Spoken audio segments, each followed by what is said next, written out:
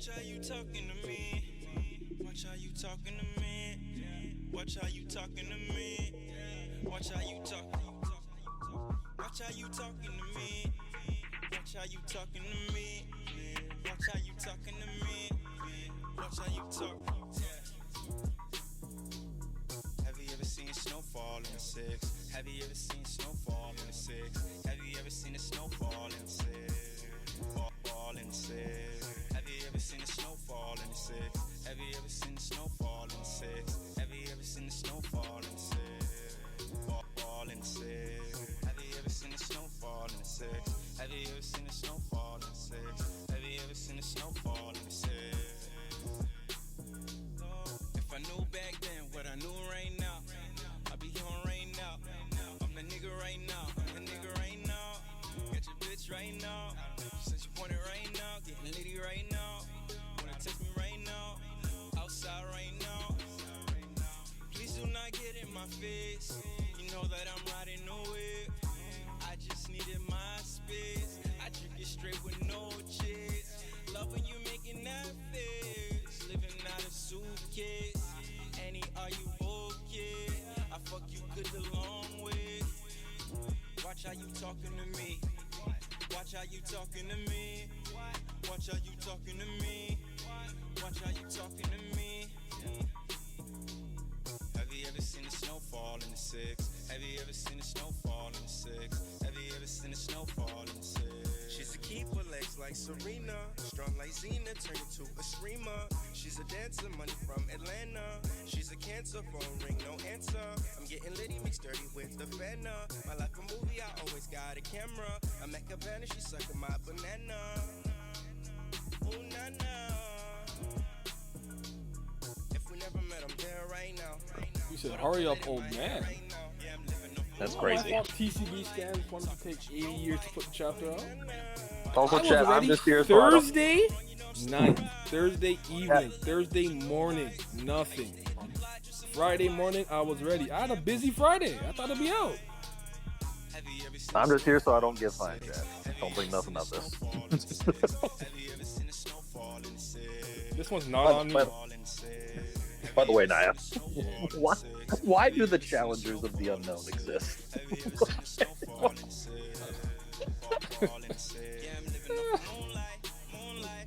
Listen here, I was rewatching. This is low-key a Watchtower topic or whatever. I was watching Brave of the Bold recently. I'm like, bro, I forgot OMAC and Brother Eye is even a thing. Like, They brought back some pretty obscure shit.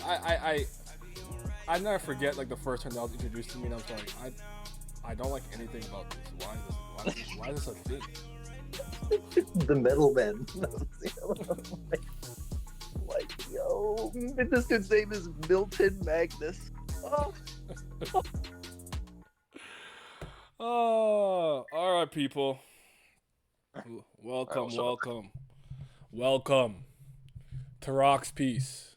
The God Valley incident is upon us. Let us pray.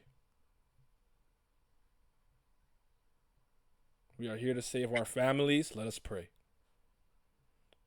We are here to get bounties and devil fruits for our families, like Big Mom. Let us pray. This is all about family right now. Family. All right, y'all. My last quarter mile at a time. Yeah, obviously I'm a little late. I've been dodging spoilers since, I swear to God, Sunday, Monday. So I'm thinking, oh, a chapter will be out like Wednesday, Thursday. No, this bitch came out Friday. Like Friday afternoon. So it is what it is, but I'm here now. Let's get it. Chapter 1160, the God Valley incident. Is this fun? When will this end? I don't care about Yamato going around Wano. Like, when will this cover story end? The Kazuki Moria thing was like pretty cool, but I don't care that much. Like, fuck Moria. He fat. Only Child Yamato and the Holy Inari's Shrine Pilgrimage, Volume 42. Overlooking the flower capital at the hall, enshrining Odin and his comrades. Oh, my lord. All right. Fake Odin, do your thing, yo. Behold the Davy clan, that loathsome lineage. They've been hated since their ancestors' time. No one would even try to show them any love. Did it? So you ever just feel like villains just be saying shit? Like, how you know that? You asking me that? You asking me that? Yeah, like how Oh, you? especially in this series. Especially in this series.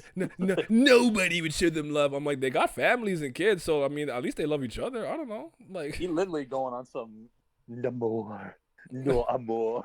Yeah. Like sometimes I'm like, y'all be putting in like filler lines in your speeches. Like, you know when rappers are like, fuck, like I got like 14 sick bars, but I need some bullshit to get to 15.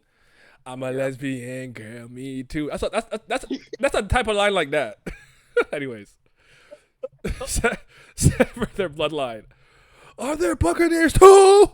It's too dangerous to allow them to live. Wait, don't throw things at them yet. Exterminate them. This day will go down in history. I'd feel a way if I let one of these inbred fucks kill me. I'm not gonna lie to you. Like, it's gotta be like a Garling. It can't be one of these niggas. These bubble niggas are not getting me. Ugh. Quit throwing knife. Hold on. That's Teacher's mom?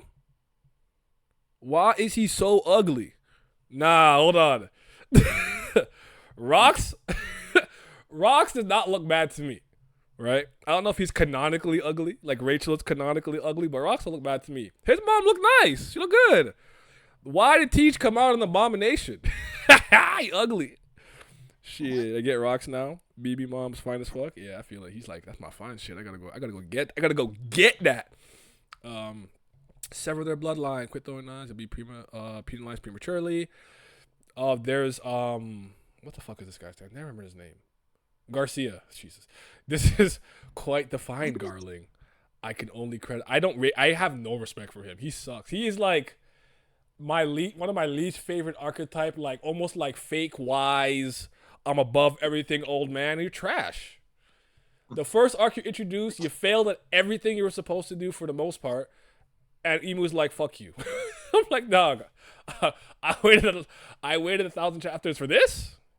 Stinky. Thank you, Garling, for replacing his bitch ass. But fuck you, Garling. Blackbeard got all the ugg of the Davy bloodline. He had to suck all the ugly so that he could be great. That was the trade off. I can only credit fate for it. Fuck that. I'd be like, I found that shit. Give me some shit because I found this shit. Let's introduce the favorites for the individual competition. It's too late for me, but my little ones, I want them to be raised with someone with a warm heart. Please don't hand them over to him. Oh my God, get dragging off my page. You and your children you and your children may be strangers to me, but I want to help as he runs to the east. Huff, huff. If I have no idea what direction he's running on, speaking asshole. If I can't do that much, then I have no business standing here. You got a gun, bro. That's how I know you're not strong. You have a gun in your hand. Nah, your boy Dragon making moves. No, I can't with Dragon, guys. I'm sorry. You know how I feel about him. Until he punch. I don't know what he could do at this point. Him and Mihawk, it just might be done for me personally. And again, when it comes to Mihawk, I actually don't hate him. My problem with Mihawk is his fake I want smoke demeanor. No, the fuck you do not. You don't leave the crib. Shut the fuck up talking to me. Oh, when's the last time I felt the thrill of the chase? As he sits in his castle sipping wine, doing nothing but reading the newspaper. The one time you're like, I'm bored. I'm gonna fucking torture Don Krieg and his bitch ass and his fucking fleet. You left the crib one time and found the swordsman you thought was worthy of fighting you. Leave the house! Tired of him and Kaido. Hey, I want to fight. They don't fucking go nowhere. Shut the fuck up. You guys do not want smoke like that. I'm not calling him weak. I'm just saying. Leave the crib is all I ask. These are 150 rare rabbits to hunt down. That's not to mention the 13 super rare ones. Whoa! Each one of those is worth 10,000 points apiece. There's only 1 hour before the hunt begins. Now run, little rabbits. Is this a joke? Are they really going to kill us? Give us a good chase. This is actually crazy, though. This hurts to watch. Mihawk, an alcoholic, fake vampire, Alucard out. There you go. He only leaves to get wine. Shit, we out of wine. Go on this fucking coffin boat to the liquor store. Yo, let me get a Spanish red wine, please. Can I get a if we hold out for 3 weeks, oh hell no. Yeah, so it's up for me. I can't last 3 weeks in this. Give me like 3 hours. They're not catching me. I'm too fast. All we could do is run. Find a good hiding spot somewhere. Let the hunt begin. They're so ugly. Oh, where are they? Where are they? Wow, yeah, please don't cry. Yeah, there you are, you rabbits. Please spare our child. I beg of you. At least put your body in front of the kid. Yeah. There's the Dended Mushi just recording stuff, I guess. Please help me. Don't kill my husband. This hurts to watch. Booyah, ha ha ha, ya ya ya ya. Home of the gods, the Holy Land, Mary Joas. Woo, go. The Figurlins are in the lead, but the Bavette and Man-Mayer families are hot on their tail. Yeah. Garling's cutting down some people. Oh, Garling. They're so ugly. Don't show me ugly groupies. Who did you bet on? House Shepherd for the clan contest and Gunko for the solos. Really? Well, I suppose she is the only knight known as God Steel. Interesting. That like why she's always with Emu and shit. I think she sucks, personally. I don't think she's that strong. This is my opinion. Eek! House Man-Mayer scores another massive round of bonus points. Why are those Buccaneers? She's bodying? We're fucking like vector arrows. Must be nice to be Saint Garling. Knowing a beauty like her is going to be his wife soon. You mean tobacco breath fucking Shaggy? Although it's, you know what? She has to smoke for a whole year. That's why she looked like that. She is fiending for a pack right now. She wants some Newports, nigga.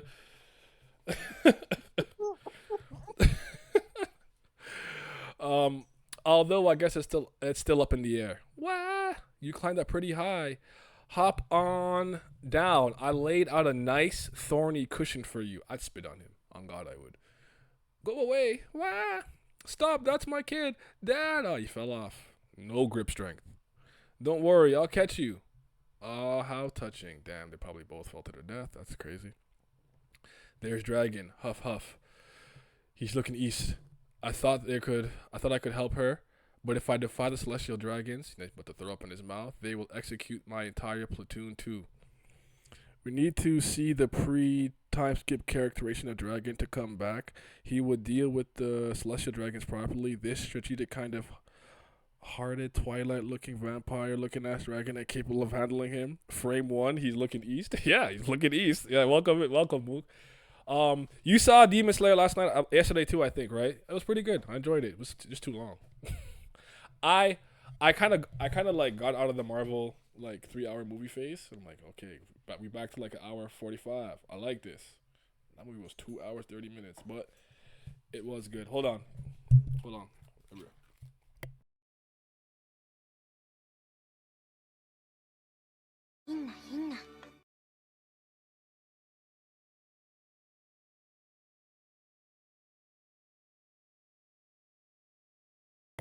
My fault.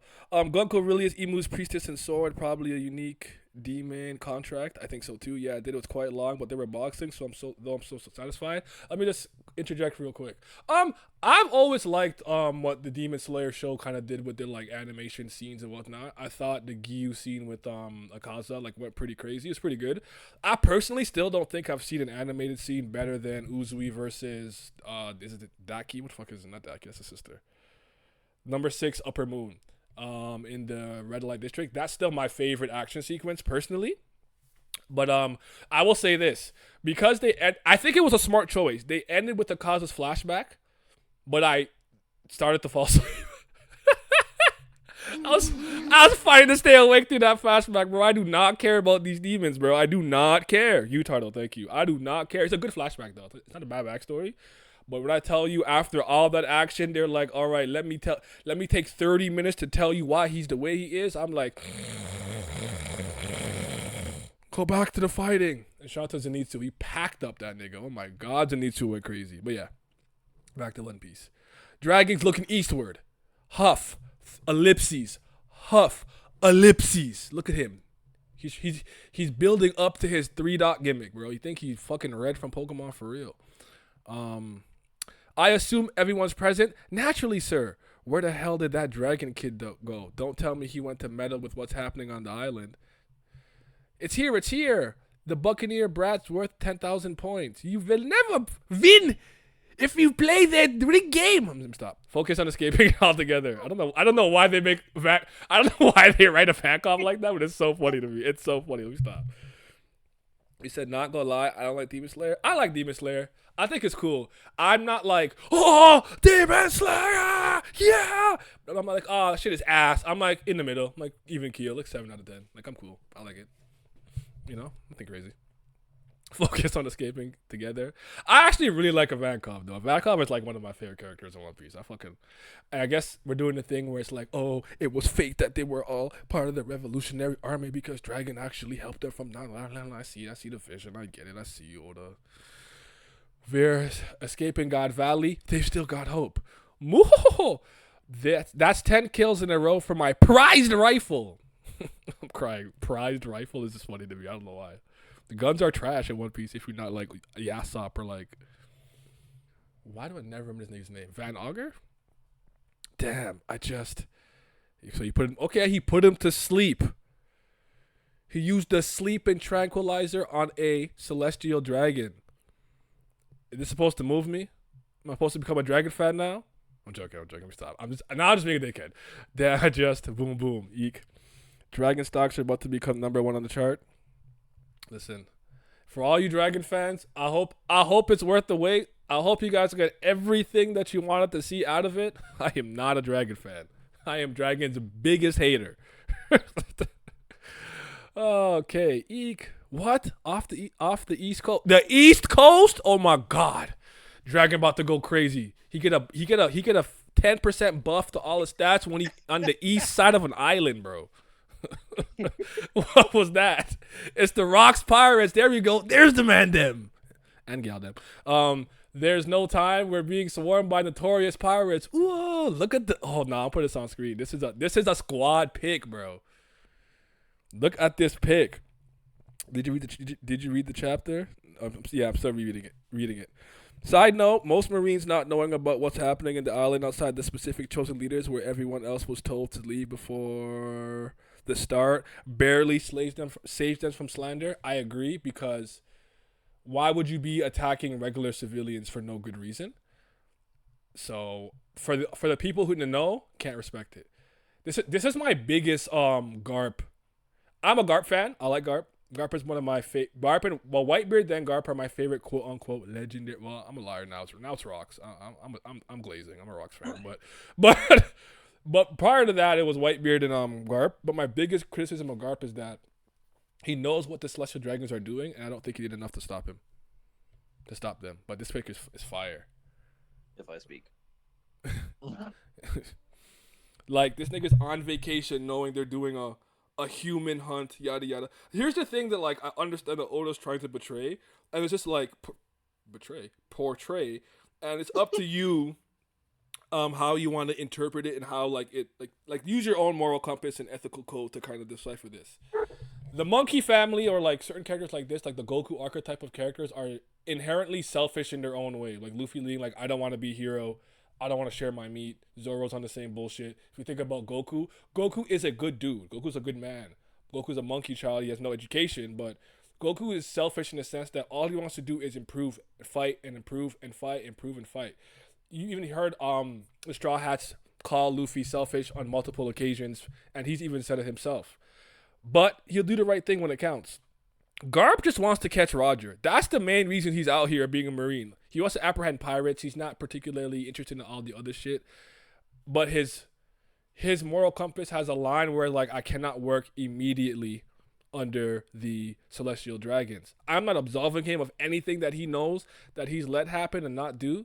But one of the things that I'll say is it's always been funny that the world government can't do shit about him because of how much status he has in the Marines. But he's got to do better. That's my biggest knock against him. Not the ace shit, because that shit is so over. That shit is so forced, the ace stuff and yada yada blah blah blah. But him thing like, I'm on vacation, bro. But Roger's here. Ah, I'm coming! Are you kidding me? So, yeah.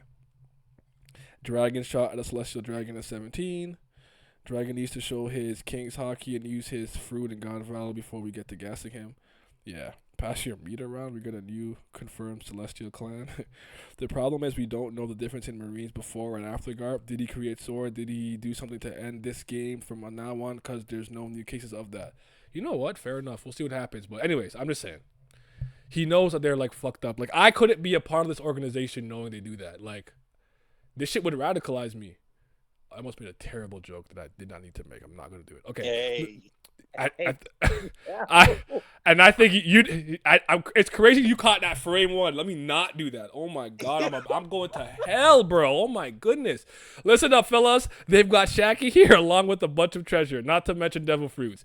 Ain't no point in us killing each other over this stuff yet. We've got to work together for now. We'll divvy up the booty once we're back, and there better not be any belly aching. Got it?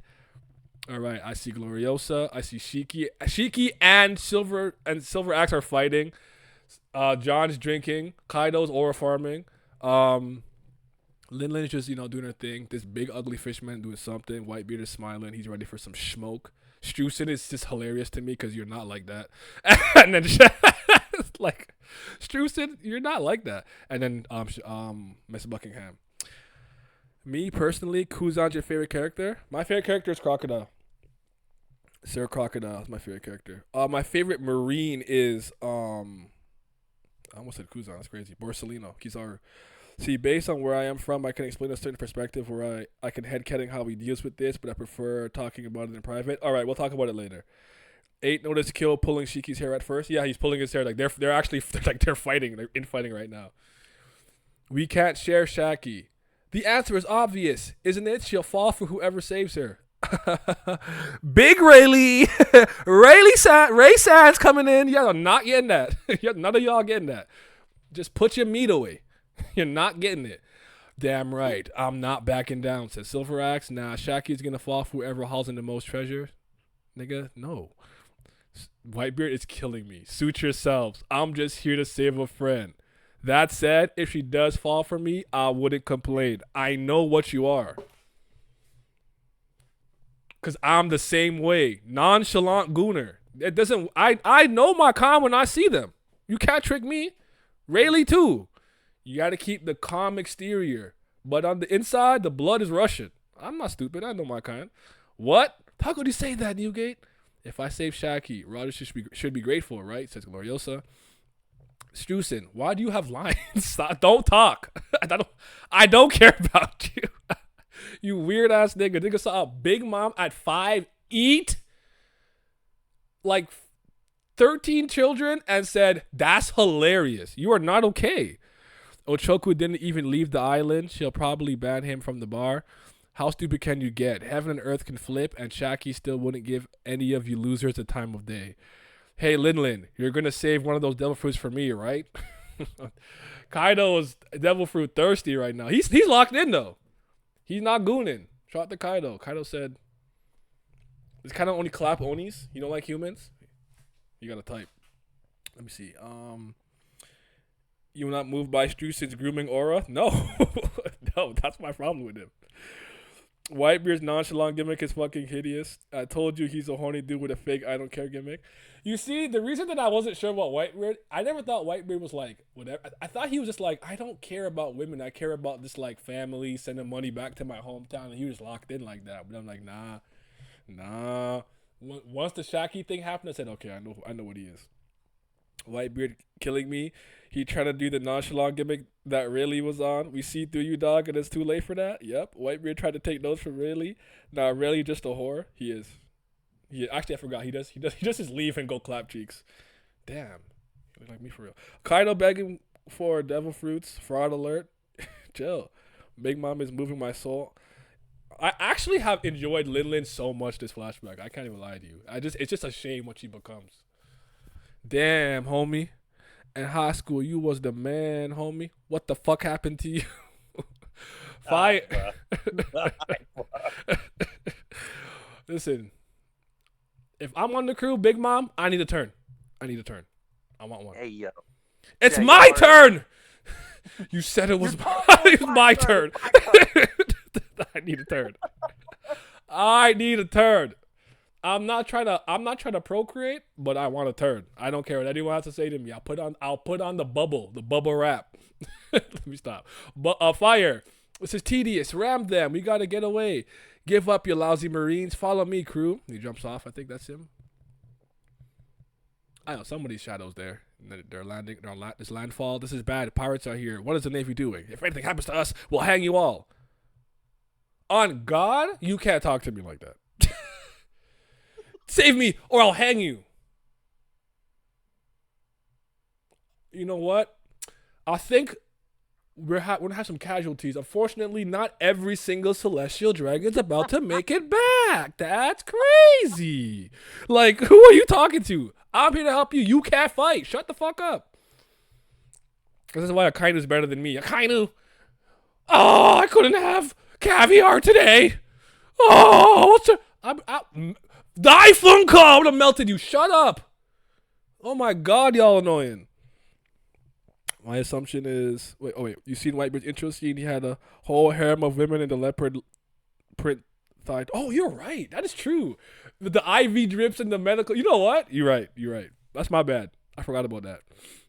My assumption is he couldn't save children, so he never tried to advance with any women out of kindness of him, where he knows he can't give them. Wait, what? My assumption is he couldn't have children, so he never tried to advance with any women out of kindness of him, where he knows he can't give them children. Oh, that's crazy headcanon though. You're not getting to choose when you get a turn. He said, "I don't get to choose." Hold on, I'm on the Rocks crew. I could fight a little bit. The obesity got too much fat around her brain. I am clocking a turn after. What you think about what the people who slept on Blackbeard's potential, like Oda's fault, is Oda's fault for his portrayal? Do people actually sleep on what Blackbeard could possibly do in the grand scheme of things? I know people don't like him and I think he's like a coward and he's ugly and stuff, but I don't know that I've seen people be like, they don't know he's gonna like be a demon when it's time. Yeah? Yeah. Because they think Emu is gonna supersede him as like major final villain material. Oh, while I think he's gonna steal Emu's ability. That's what I think. Some people even think Akainu's got more relevance than him. I think if you're actually, have a brain and can understand story structure, even if you don't like One Piece like me, it's very clear. Blackbeard's going to be the main villain, and the highest likelihood is that he's going to be one that gets Emu the fuck out of here. So, I think that's like a read him and weep situation. Yeah. But people definitely are hoping their ass off for this Emu shit because they place way too much importance on Luffy being Nika. So they think like thematic Luffy has to be the one to beat him, which is just not true. Oh, okay. That's fair. I didn't know that was happening. Oh yeah. Akuma manga, but for me, Teach has always like been one of the most interesting characters to me in One Piece because even though he's a lot older and he's kind of a parrot veteran, I kind of see him as like the other side of Luffy. Well, it's not even I see that. It's kind of obvious, but I've always liked the fact that as soon as he got the one fruit he needed to like start whatever it is that he wanted to start, he just bared his fangs at the world immediately. And like Luffy, even though we get it in a more montage sense, he takes a lot of L's and has to run from a lot of fights for various reasons and whatnot, which I like. He's not just dominating and becomes just absolute unstoppable force that no one can beat. Like Blackbeard is fallible, and I like that. Like to me, that makes it so much more interesting because I think sometimes when you create a Galactus or whatever character that's just so fucking strong and all these abilities, you gotta Mickey a win every time. I don't like that. I hate Mickey Mouse wins like this because Thanos. I really wanted to lose deep down in my heart. Oh my God, turn that off. That shit is so ass to me, right? Like I don't like that shit. Like so to me, make it more interesting. Have them grow kind of at the same rate where no one. I could argue that I feel like Luffy could be stronger than Blackbeard in some ways. Like I like that I can do that. Like I don't know for sure who would win, but I do know Luffy's at a disadvantage because he's a physical fighter and he could take away your ability. But I'm sure Luffy's hockey is way better than Blackbeard's. Like I like that. That's so much more interesting to me. So yeah. Oh, that's so funny. His mom pretty and his dad decently looking. No reason for make teach an ugly fat fuck, right? Emu is clearly the final villain. I think the Blackbeard thing is cope. I don't think so. I really don't. There you go, man. It's one of those things where like I'm not mad at the take if you think it's Emu. I just think that's way less interesting. I actually like. I won't lie to you. This is kind of fly to me. It's fly. I like when two. No, it depends. But I like the idea that Luffy and Blackbeard have to work together to stop Emu. And then Blackbeard takes Emu's powers, and they're like, "Stupid bitch, fuck you, thought this was." They've been doing it for a long ass time. That's crazy. I don't know. We'll see what happens. I'm not too worried about what the end of One Piece is right now. I'm worried about Dragon saving Shamrock. Stocks down. Shamrock's a bad person. Let me stop. This is bad. Pirates are here. What is the Navy doing? Oh, hanging all. Come on. Please be advised. The West Coast is a danger zone. Well, don't go west now. Oh, I see. He went east again. He knows what he can do. He can only go left. He can't go right. The Roger Pirates have docked there. It's a miracle you're both not crying after all this. Oh, you're looking at Shamrock and Shanks. Get the Celestial Dragons to the center of the island. Don't let them get hurt. What's going on? Is this the end of the world? First rocks now, Roger. The Roger Pirates have made landfall. Whoa. I'm here to save you, Shaggy. Oh, my God. They good it. You guys have no chance with her. Focus on stealing the treasure. Who said that? I don't even know who said that. I know it wasn't you, Scopper. You horny. Look at Rayleigh already. He's sweating. He's sweating his forehead. I see it. Save Shaki. Sorry. Wait, did they run over Roger? Is that Roger? Who just got trampled? Was it him saying you guys have no... Oh, because you guys... Oh, it's Roger speaking, so they ran over him. Okay. That's actually kind of funny. Oh, no, Roger's aura. Oh, shut up. Oh, y'all so ugly. Okay. I already know what the comments are probably like thinking, like somewhere in the month. Oh, Roger's aura stunk. Shut up, man. Like, this happens to Luffy all the time. Shut the fuck up. Preemptively. Stupid ass One Piece fans. I guess the game's over. What are you doing? Do something. Pull those Marines back and see to it that the Celestial Dragons are protected. The Knights of God are rallying. So I don't recognize everybody here, but there's like the Man Mayor girl. I think somebody in a skull with a scythe, fake demon. Someone with a fucking toothpaste, double hairstyle, some big ass something. Was ugly with a beard. Summers. I don't think that's Gunko. No, it's not. She got a lance. Okay. And figure Lingarling. Pirates keep pouring in from every side of the island. Warships commence retaliatory fire. Don't let them land. I think we're done for. Pirates keep coming one after another. We don't even know their objective. There's Whitebeard whooping ass. Uh-oh. Hey now. Hey now. I know who that is. I know only one nigga throws cannonballs. Hey now. The big dogs on campus. The real hockey man. Devil fruit? Don't need it. Weapon? Don't need it. Catch these fucking hands. Big Garp. I'm not going to stand by and watch while you dice up my troops like vegetables.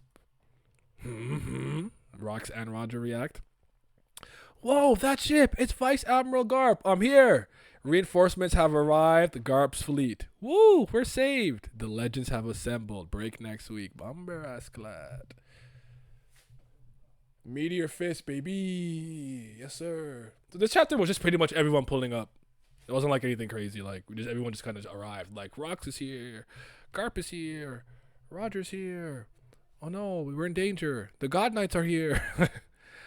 And then Dragon like ran east or whatever. So that was cool. I liked it. Gaban shipping Roger. Funny as fuck. They ran over him because they had no chance. Roger really is the Sanji of the Zebek. Wait, Roger is the Sanji of the Zebek Garp Roger trio? That's crazy. We're not moved by the God Knights. I'm not. He is the Luffy. Shiki doing something. Finally, true. We did see him do an attack. That was nice. I did see that. I did notice. He's in the air, slashing. Larp, you're finally here.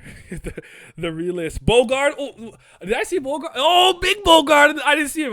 Yes, sir. It's over for the pirates now. That's my private detective. Oh my God, he's so cold. Pegasus Meteor Punch, Meteor Fist. This man Garb Cannonball diffed Whitebeard and Shiki, and people can't even comprehend that Oda let him do it to Whitebeard. That no one even talked about it.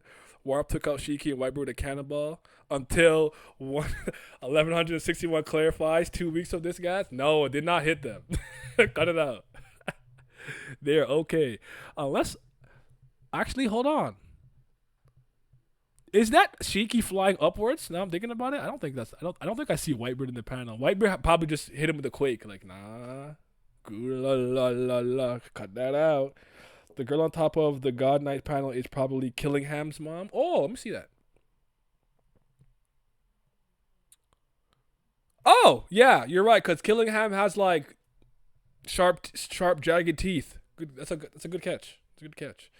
I don't respect them though. I don't think they like that for real. I think I gotta say this though. Like, I feel like Oda was smart to give them a little bit of immortality gimmick to compensate for the fact that I don't think they're that strong. But God, I hate immortality gimmicky sometimes. I just don't like it sometimes. Like, this character's not that strong, but I can't put him down because he just keeps healing. I'm just like, oh my gosh, pack it up. It's Shiki at least for real. I'm okay if it's Shiki.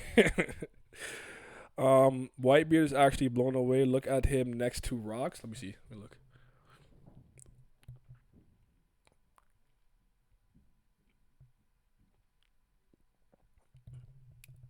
I just can't tell because of the way like Oda like did it like where like the explosion is causing like light so everyone's shaded. I can't tell who's who personally. But hey, we'll see what happens. And hey, it's Garb. I ain't mad at it. Get your lick back, Whitebeard. Fuck, get your lick back. That's what you got to do. Get up, put your hat back on, dust off your shoulders, hit him with a fucking quake fruit. That's what you got to do. You see the weapon? That's Blackbeard. That's Whitebeard. Is it? I can't tell, bro. I really can't.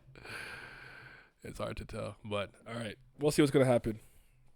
I don't even have like too much to say. Nothing like particularly crazy happened. Like I said, like we kind of know this is what's gonna happen. Like everyone pulls up, then the celestial dragons are in danger, so they try to bring them to the middle of the island.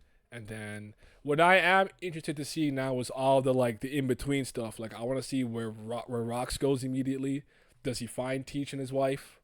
I would like to know what his wife's name is. By the way, do you think that like he's actually married, or Oda just uses that word when like people have children together? I don't know if it really matters, to be honest. He probably is married, but like. But what if he had a ceremony and he was in a suit? and he got her a ring. He said, "Yo, this blood diamond, I stole this. I beat up. Yeah, Leon to get it. You know what I'm saying? Like, yo, you can't find this on the market, baby. This is one of a kind."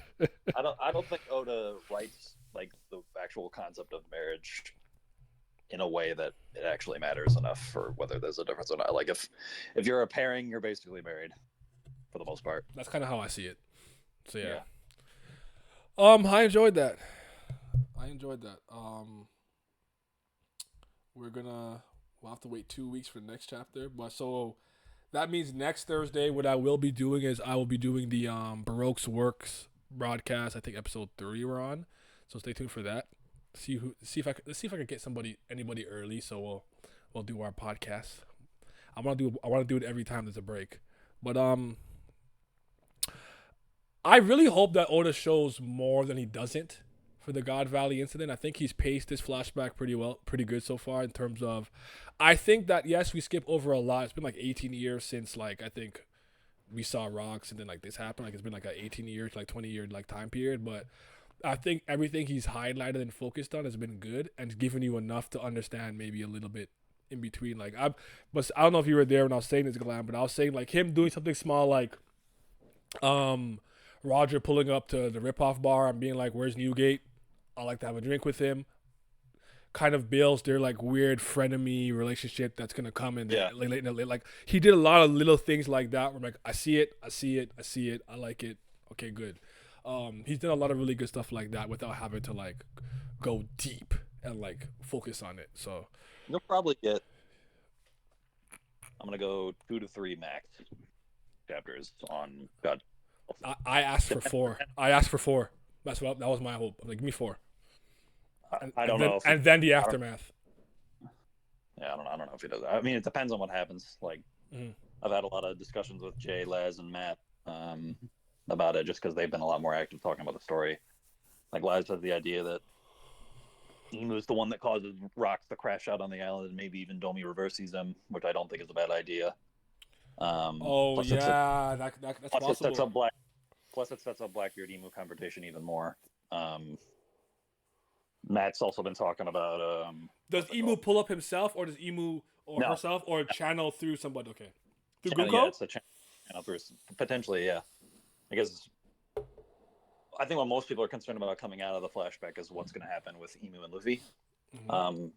Because it's very possible this is the only fight Luffy and Emu have, and it's like through Gunko. Because then that would like satisfy the requirement of like Nika needing to fight him. Okay, okay. Which I see what because you're saying. then that'll for like the Blackbeard stuff later. Okay. Because to me, if I was like actually invested in it, the most important because Harald hasn't shown up yet, and he's supposed to be there, Mm-hmm. if I recall. Well, Harold did blunder, as they said, so we'll see what his blunder Yeah. is. To me, the more interesting thing that comes out of the flashback is what the Loki centric stuff looks like coming out of this. Oh yeah, I'm a Loki glazer. Because I got Ragnar in my throat. I don't know if you. I think you would agree with this, Naya, because Blackbeard being the better choice as a villain, Yes. to me, is only really like solidified as better choice if people actually buy what he's selling on his side. Mm-hmm. That's why I just think it's better for Aokiji just be a pirate and not be like some undercover marine agent. I'm with you. I've actually been on that wave too. Like I prefer that Kuza's not some. At first, I thought for sure he was just on some undercover shit, but it's just more interesting if he just actually buys what Blackbeard's selling to me from like a character. Mm-hmm. And I think Loki's the same way.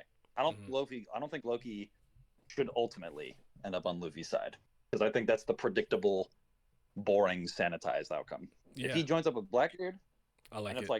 like another like significant opponent that the Straw Hats have to fight because we generally don't have enough villains in the story for the Straw Hats to fight. So if things lead to where Loki like works with Blackbeard, I think that's way more interesting. You think Oda's gonna pull another tier of characters like the God Knights out of somewhere, or nah? He can't do that. No, I think we're done. I think we're done. There's a reason he had that panel at the end of Egghead, and everybody that's highlighted is the reason that highlighted. Like those are the main players going into the end of the story, and the most important ones are the Yonko. Right. Buggy's there for memes, but like the top three most important characters in the narrative right now are Luffy, Blackbeard, Shanks, and especially because they all have their own individual plot lines they're building. Yep. Shanks was definitely manufactured to be introduced at the end of the story, which we can have problems with, but it's there. Yeah, but whatever. Like all those guys. Aokiji's the weird one, in my opinion, about what his endgame role is. But everybody in the panel, like those are the dudes. We'll never forget. I also don't feel about this too. I think it's Jay, Matt, and Laz all agree with me. It's very clear, and also Eric too. I think this flashback is reinforcing the idea that Dragon's endgame fight's probably going to be Garling as well. Yeah, I like that. That's made sense to me. I do like the idea that he has to confront Shamrock in some way and like wrestle with the fact that yes, he saved Shanks and Shamrock. Like Shanks saved his son, which that was a cool full circle moment. Yeah. But like I also saved Shamrock, and he's a dickhead. So yeah, I think Shamrock is probably just gonna fight Shanks. Sabo, Shanks. Oh, okay. That makes sense too. It might just people might be weirded out that Shamrock might be as strong as his brother. I don't really think that matters. I don't think Oda's. I don't think that's weird. Don't make them twins to not have a significant confrontation with each other. Yeah. To me. I don't think that's weird, but I think that maybe their fighting styles are different, Yeah, sure. I mean, he's a double sword and Shanks does it. So like how long am I talking about One Piece for? As long as it makes sense, I guess. On this team. We'll never forget Glam saying Kaido over Prime Garp and current Garp is weaker than Katakuri Heresy. Do you have anything to say to that, or you don't care? No, I don't care. Okay. Not gonna lie, when I first read the title, I thought Oda was gonna montage over God Valley this chapter, but it seems like Oda is going all in on God Valley. Reading the chapter convinced me that Oda's gonna spend a good few chapters here. Wouldn't surprise me if it hits double digits. That would surprise me. My hope is 4 to 6. And like aftermath stuff, maybe being like one or two and then like after the whole incident and people are leaving and yada yada, maybe the island getting erased. I'm not sure how long that will take in the totality, but I don't think we'll get as many as we think we're gonna get. I will say this, and I'm gonna keep saying this. This to me makes the Rocky Port incident extremely important for me to see. And if you're not gonna put it in the manga, you can happen, Lizard. I want to see it in a movie or like a light novel or something. And then you have to do something about it. Like I think a lot of these becomes important. Yeah, and I think like if I was doing this, I'd be like, okay, I'm not gonna put the Rocky Port incident in the manga. Why don't I make the next One Piece movie a canon movie about the Rocky Port incident? I don't care that the movie doesn't have Luffy in it, but maybe that's why he wouldn't do it. Maybe because Luffy is not a part of it. Yeah. But if you have to, you can just do the ultimate Mickey.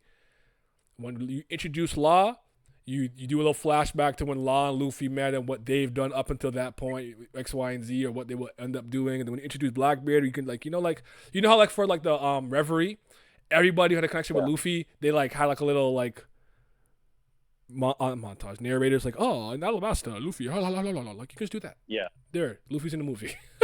Like I was gonna say in terms of the Rock stuff, it's probably likely that it's gonna take Roger and Garp together to beat him.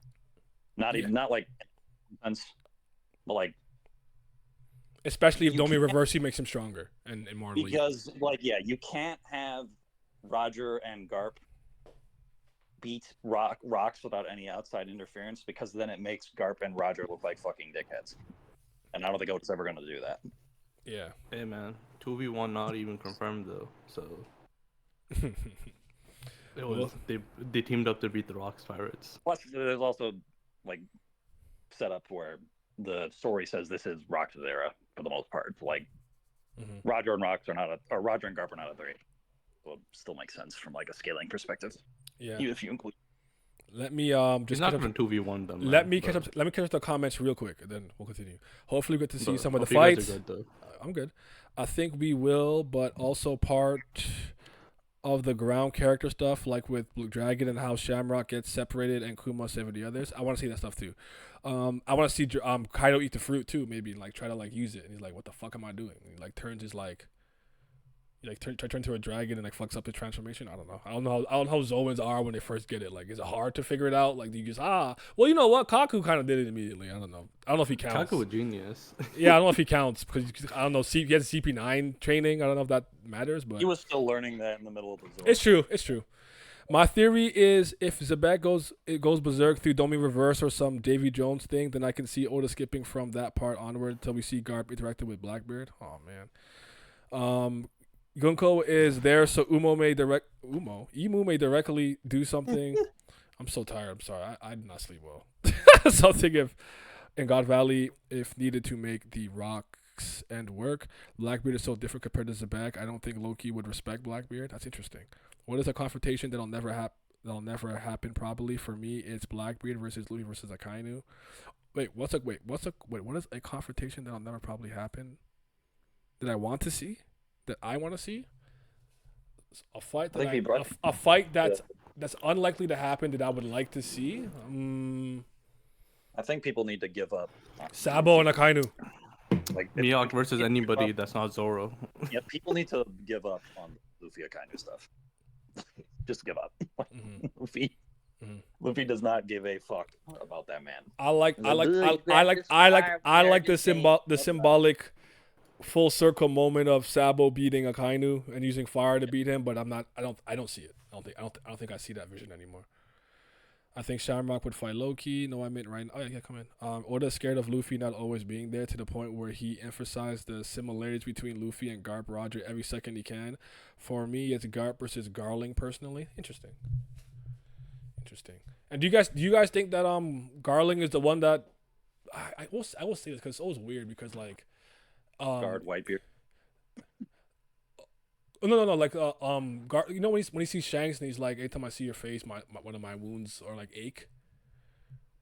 And I'm like, okay, so I'm like, oh, that's some Roger shit. But like, you can argue maybe Garlic did that to him, but then like Lizard points out that like he doesn't have that like scar he's talking about like on so many of those panels, unless it's just an Oda mistake or a retcon is gonna happen. But I don't know. Shamrock? Oh shit. I don't know. I would not be certain if that line means what it means now that it did back then. Yeah. Yeah. That's It's where one of those things where we because of added context, we kind of recontextualize an older scene and try to add like it's just, like how it's how I feel very like opposed to the like it's not him, it's them. Because to me, I just thought that like Zoro and Luffy knew that Blackbeard was maybe like a pirate captain and like had his crew around. Where people are like, "Oh, he could sense the multiple souls in his body," and I'm like, "How the fuck would he do that?" No, like, In Jaya? there are things in One Piece that did not exist in Oda's mind back in the pre-time skip, Exactly. and a lot of what occurring and now it's okay to say that, like just admit it. Like it doesn't make the story necessarily inherently worse or better. It's okay to admit that. Like, oh, why didn't Beerus do this? Because Beerus did not exist until Super came out. Yep. It's okay. Blackfire will do it and overcome the magma for real. Blackfire. Luffy and Akainu will clash, but I think not a full fight. Okay. Garling versus Whitebeard is perfect to me because you keep Whitebeard as the good guy while fighting the bad guy side. Any other fight for Whitebeard as a 1v1 would make sense. But I also don't know what Akainu's role in the story is anymore. That's an interesting conversation because I think there's a part of me that thinks there's gonna become a moment where Akainu is tired of the paper pushing. I can't act. I'm no longer going to listen to the world government and or Gorosei, whatever the case may be, and he starts to act independently of them, which could cause him some issues maybe there, and maybe he becomes like a bit of a lone force. I don't know. He is a little bit interesting. I'm not sure what to do with him presently, but we'll see. Akainu is one of those characters that I feel like if he doesn't get an absolutely crazy showcase when the time comes, I'm going to be disappointed. Even though I do like what he did against Whitebeard, a Marineford. He'll just be a bad guy.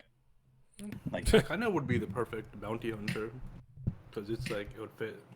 I don't think Oda's in a mode where he can introduce new factions. I mean, I know it's not gonna happen. I'm just saying he fits the role of what a bounty hunter. Like, this is why I say I like have Loki now KGB with Blackbeard because again, there is not enough villains in the story with Luffy's forces currently. He's got way too many people that are of note as well. Make it kind of But Beerus was just asleep. He was always there. hell no. Y'all know OP fans believe Oda had everything mapped out. It's true. I even said that in my One Piece video. I was lying though. I just wanted. Goda? I was like, you could tell everything was planned out from the start. I'm like, boy, I am lying as I'm typing this, but you know what? It's lying is kind of fly sometimes. They don't want to admit it because they overemphasize how impressive, important foreshadowing is. Goda, yeah. Yo, this is a thing I noticed about. I noticed the last chapter with Gunko, but it's more a thing. Look at Soul King. Okay. This is the if you look at the first panel of Gunko and like her memories in the first page, her fit kind of looks like the fit she has in the second page. Oh no, I'm in the wrong one. I'm with the boardroom. Give me a second. Okay, see that again. Okay, so what is this memory? Yo ho ho ho! You see my dream. What's the point? What's the point, Nick Lizard? I mean, just the fact that she had her like she wears that fit and she had it like it seems like even before like long before this because this is I'm assuming this is her memory back before she was part of Emu's group, like she back before she joined the Celestial Dragons. And she's probably just Brooks's kid, and then she's stayed the same age because she became immortal. I mean, she's not Brooks's kid though. She's probably I mean, I don't know. Like, I don't know why you would even have Brooke be relevant in a panel where she says father if it's not going to be Brooke himself. Adopted father? Adopted father. Yeah, like, did he adopt her? Non-family, usually over blood, whatever. So I'm gonna put it on screen just so you guys can see what he's talking about. So I'll put the first panel. I actually kind of forgot that was the thing that was happening. I don't know what to do with this yet, to be honest. I'm not sure. I see it play out, but yeah. Shout out Usopp's arc, by the way. I'm not one of those people who believe that just because we're like I would have assumed because there was going to be a lot of swordsmen in Wano that Zoro would just want to test himself because you know what I mean. But again, all these fake demons, bro. Maybe she subconsciously wears that like during important events. It's like how she It's like how she likes Brooke, like she's a fan of Brooke without knowing why. I mean, you could say she liked her but then we learned that she's like subconsciously likes him. Like maybe Simple during is usually the right one She with called this him story. Brooke Uh, after these panels instead of father, and then here, yeah, you see like we know Brooke was the captain of some like royalty guard or Yeah, whatever. yeah. So Rumbar. she might have just been the princess, and he might have been like the classic the princess in the close like knight type gimmick Oh, they like have. this is like the number one guard in like the country or whatever, and it's like the princess and him Brooke get is, oh Brooke is like Kiro- Pell and Vivi type shit. Yeah, yeah, yeah. Brooke is Kiros is what you're saying? Yeah, or like Gunko's Pell. Rebecca. What's the other guy's name? The guardian dog of Alabasta. I forget his name. I never remember his name. I'm sorry, y'all. I'm sorry, Shaka. guy. He Huh? ain't nuke and he ain't Shaka. tank a nuke. Shaka, yeah, Shaka and Pell. Yeah, I see it. I see what No, you're no. saying. CH, not SH, because SH is the egg. Is the Shaka. egg part. Shaka Zulu. Side note: if Zabek goes berserk, would you rather it be Domi reverse or some power related to the Davy clan? One sets up Emu immediately after the flashback. The other is a unique setup for Blackbeard. I kind of don't. I think it makes sense if that's why they have to stop him because he becomes a emu, like a force of emus, whatever. But I actually would prefer that neither of those things happen. like maybe I actually more so like the idea that he maybe gets a really heavy bad wound because he's trying to protect his family, and he does something reckless. Like I'm thinking like Marco seeing like Whitebeard cough, and he just starts to run, and he stops paying attention, and he gets handcuffed by Seastone Prism and shot in the back, something like that. Where like he just sees them, and he kind of like does something reckless. I kind of prefer that, but I don't know. Like I get like the optics look bad because he's here for his family, and like Garp and like whatever are here doing what they're doing. But what if they never find out that's why he's there? Like, what if nobody ends up finding that out? Like only Harold knows that. I don't think that changes the optics. You think so? Okay, fair I mean, they don't know. They're still participating in how his family died. If that's the case, it doesn't matter what their intention is. Hey man, chalk it up, man. That's just how the world works in the pirate. That's how the pirate world works, I'm man. just saying, like, You live by it the still makes cannonball, it look- you die by the cannonball, nigga. and I just Oda's way too protective of certain characters to make them look morally even gray, let alone bankrupt. I had this kind of idea about Zebek where I think like I don't think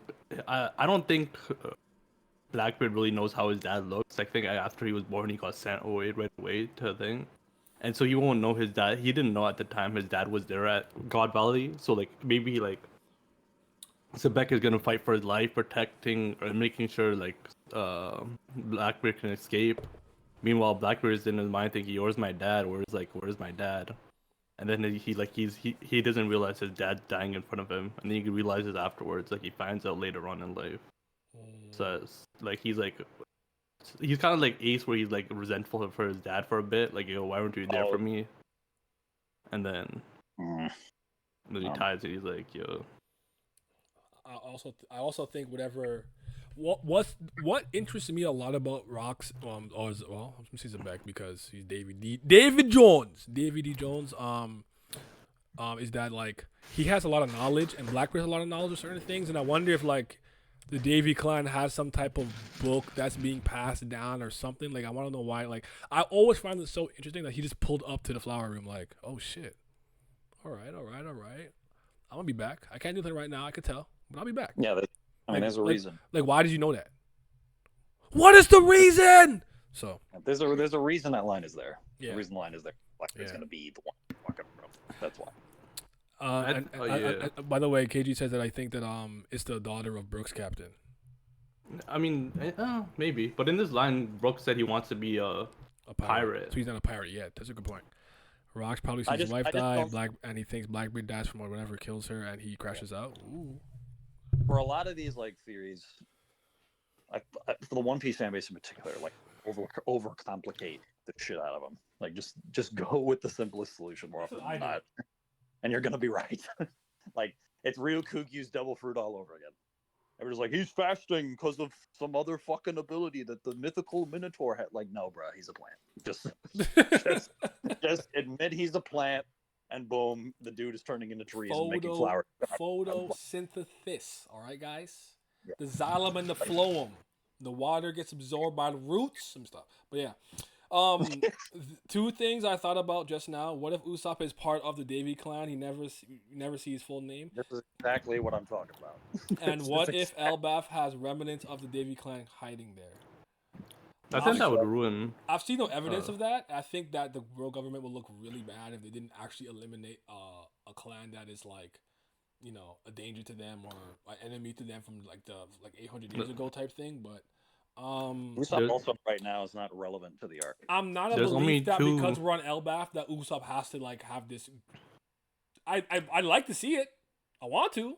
He has not used Operation Hockey since fucking Dressrosa, but like I don't know. Like I can't. I don't know. I don't know. Like guys, Brook is more relevant to Elbaf right now than Usopp is. It's just we just take the copium mask off and just look at what's on the page. Y'all not believers, man. Y'all not believers. I don't think Zebek is currently strong enough to justify both Roger and Garp teaming up against him and not having them do what would make them look bad. And there's also the moral issue for them. Maybe Domiverse does happen. I mean, it is what it is, but I'll just be sad. Like, dang, there was a specific situation Laz crafted when he and I talked about it that I think it works for Rox's character and the power scaling. Okay, talk to me. I think it was Big Laz. I can ask him again later, but it was essentially like Emu's in Gunko. Rox is fucking going ham, like nobody can stop him. And Emu's still thinking about the time he's in the fucking flower room. Is like, hey, I'm gonna pull up on you and take your shit, basically. Emu's like, well, I'll give you what you want, but in a way that benefits me. It's like, give me your body as my next sort of like puppet to engage with. And if you don't, I'm gonna fucking kill your wife and son. And it's like Gunko Emu is in between Rox and his kids. And at first Rox is like, fuck all that, and then boom, wife gets capped right in front of him. And Rox like save Blackbeard is like, fuck it, I'll let you do it. Then that's when Roger and Garp show up and they see Rox once he's freaking out with Emu possessing him, and that's when the two of them have to team up and then kill him. Yeah. And then I also explain like Garp sort of being like, ooh, celestial dragons, I don't like these guys. I don't want to dive too deep into that, but there are problems with this man's character. No, a lot of this stuff. I want to hear it. The rest of the God Valley incident could really be legacy defining, in quotes, like basketball legacy defining for Garp. Because no. Ray Allen, save your leg. Go ahead.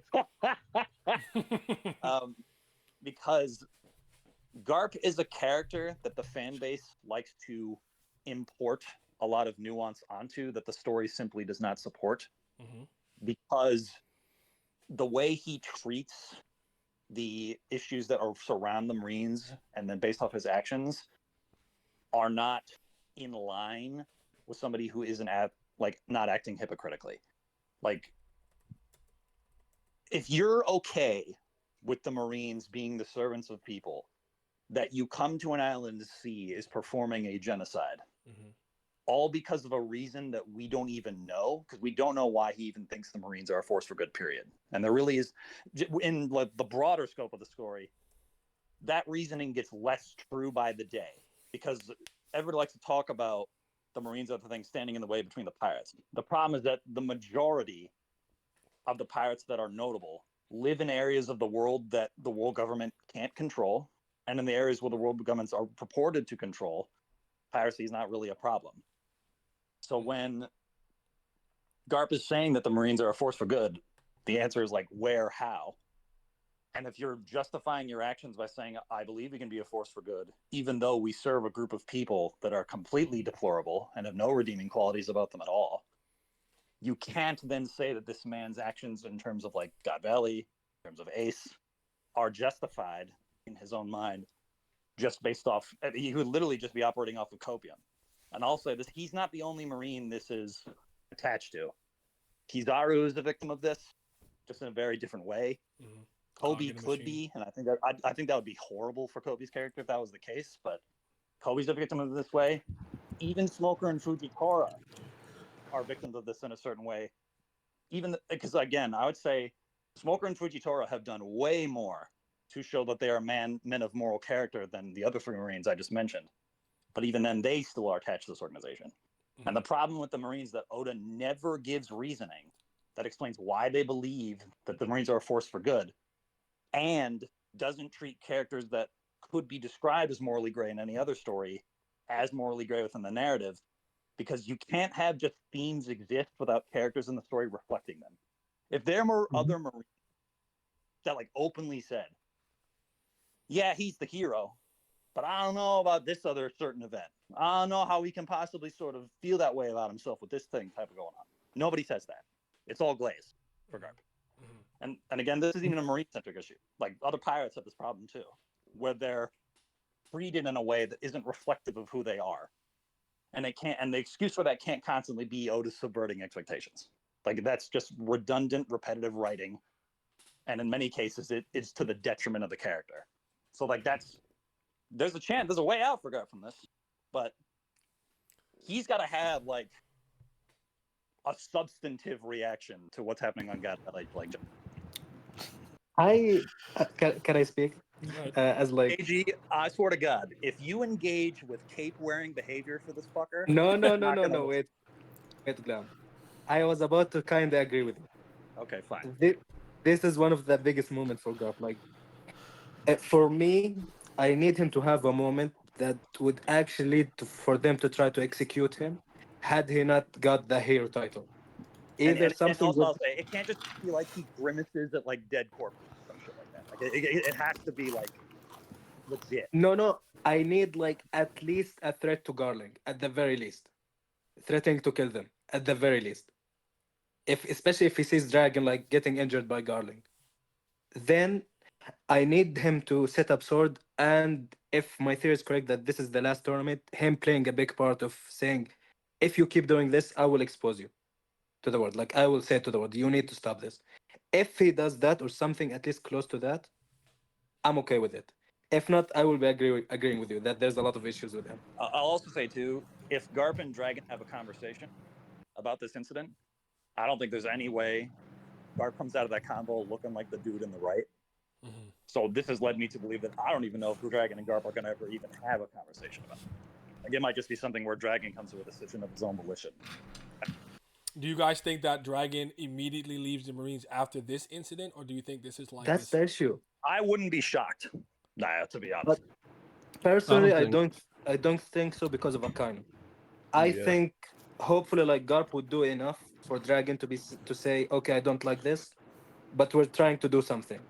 Then 6 years later, after interacting with Akainu, another things happen, and then he says, "I'm done. I can't do this anymore." Yeah. He kind of joined 6 years. Yeah. I wouldn't be shocked now if that's still the case, because you could easily Flow Dragon and Akainu have a dynamic that exists like as them as like common soldiers in the Marines before any of the God Valley should happen. That is like another flashback. I But think Akainu didn't join I until think he joined 6 years. yet. Cut He the joined check. when he was 23 and he's 17 right now. Sure. Cloud Valley. Yeah, they're the same age, Sure. so yeah. Yeah. That's why I posed the question. Like, I think this is a thing, and maybe one more thing. He's like, nah, I can't do this. This doesn't sit well with my spirit, my ideology, none of that. Actually, I'm against this. I want to stop this organization. It could even be a case where Dragon meets him as a non-Marine when Akainu is a Marine. Which That could be could better. happen. Which that to me might be even better for Akainu's character, because then it could inform the reasons he feels. Mhm. Instead of just it being like, I think Akainu hating Dragon just because he leaves the Marine is highly shallow. Like you have to do better than that for a villain's motivation against the protagonist. I actually my assumption, what I always thought is that they were on a mission together, and Dragon actually that's when he switched and helped the pirate in that situation, where like he betrayed Akainu and then he immediately left the Marines. Another thing I think would Like be maybe it interesting. was Go ahead. Finish your thought. like maybe it could be Shanks, someone like that. They interact again, not Shanks. Like it would take a bit longer. Another pirate, he helps him and beats up Akainu in that, and that's where like he starts hating him.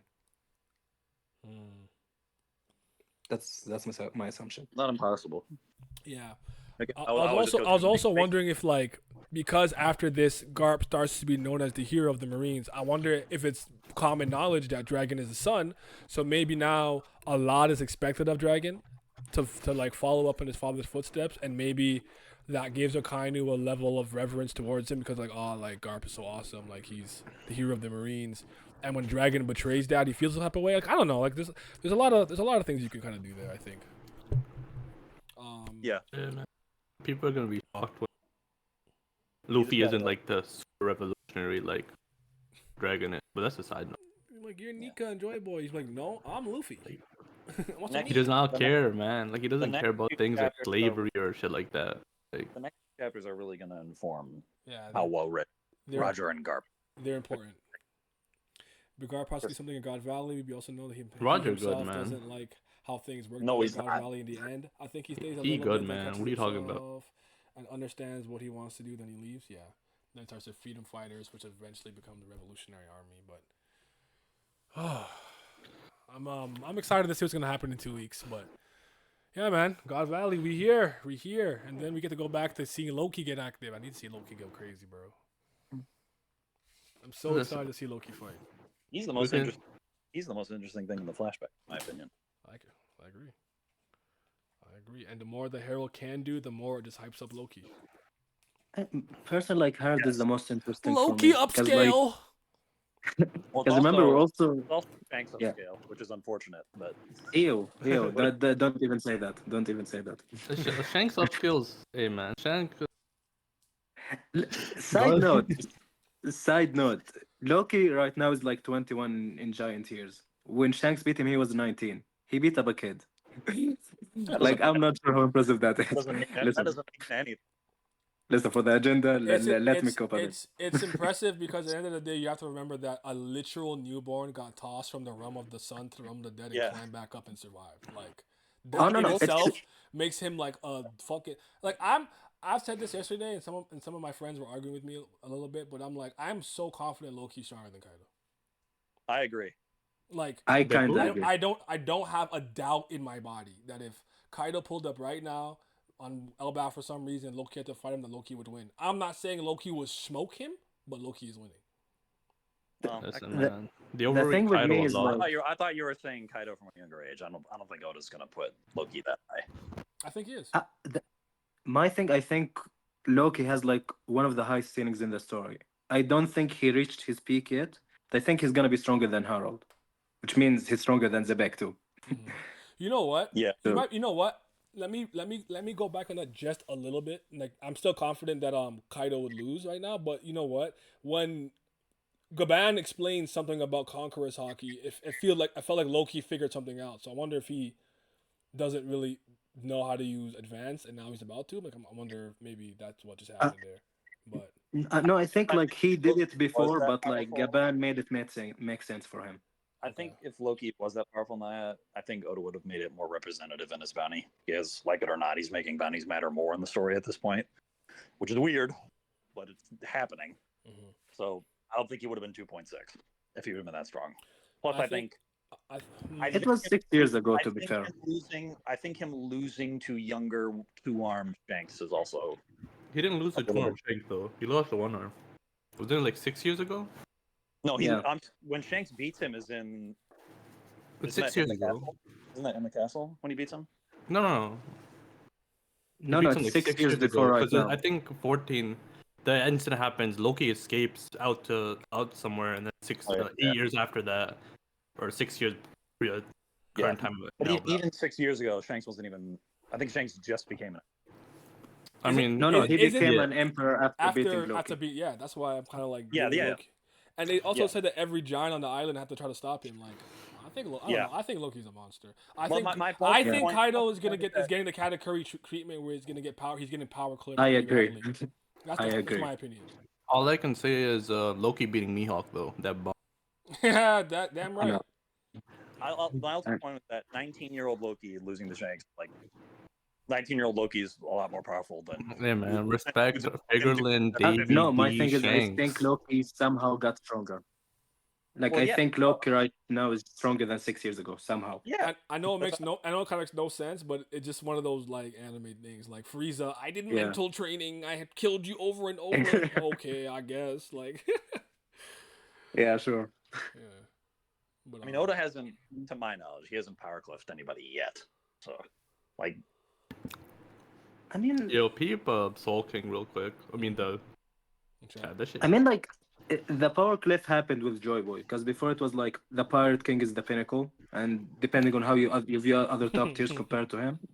But now it's just Joy Boy, and supposedly maybe at the end well, of the Joy story, Boy's Black. hockey feat was compared to Shanks the minute it happened, so I don't agree with that See, either. see if I disagree with that. I think that's because like they didn't feel any danger from it because it wasn't at them. So they were just saying, Once- is it even stronger than Shanks?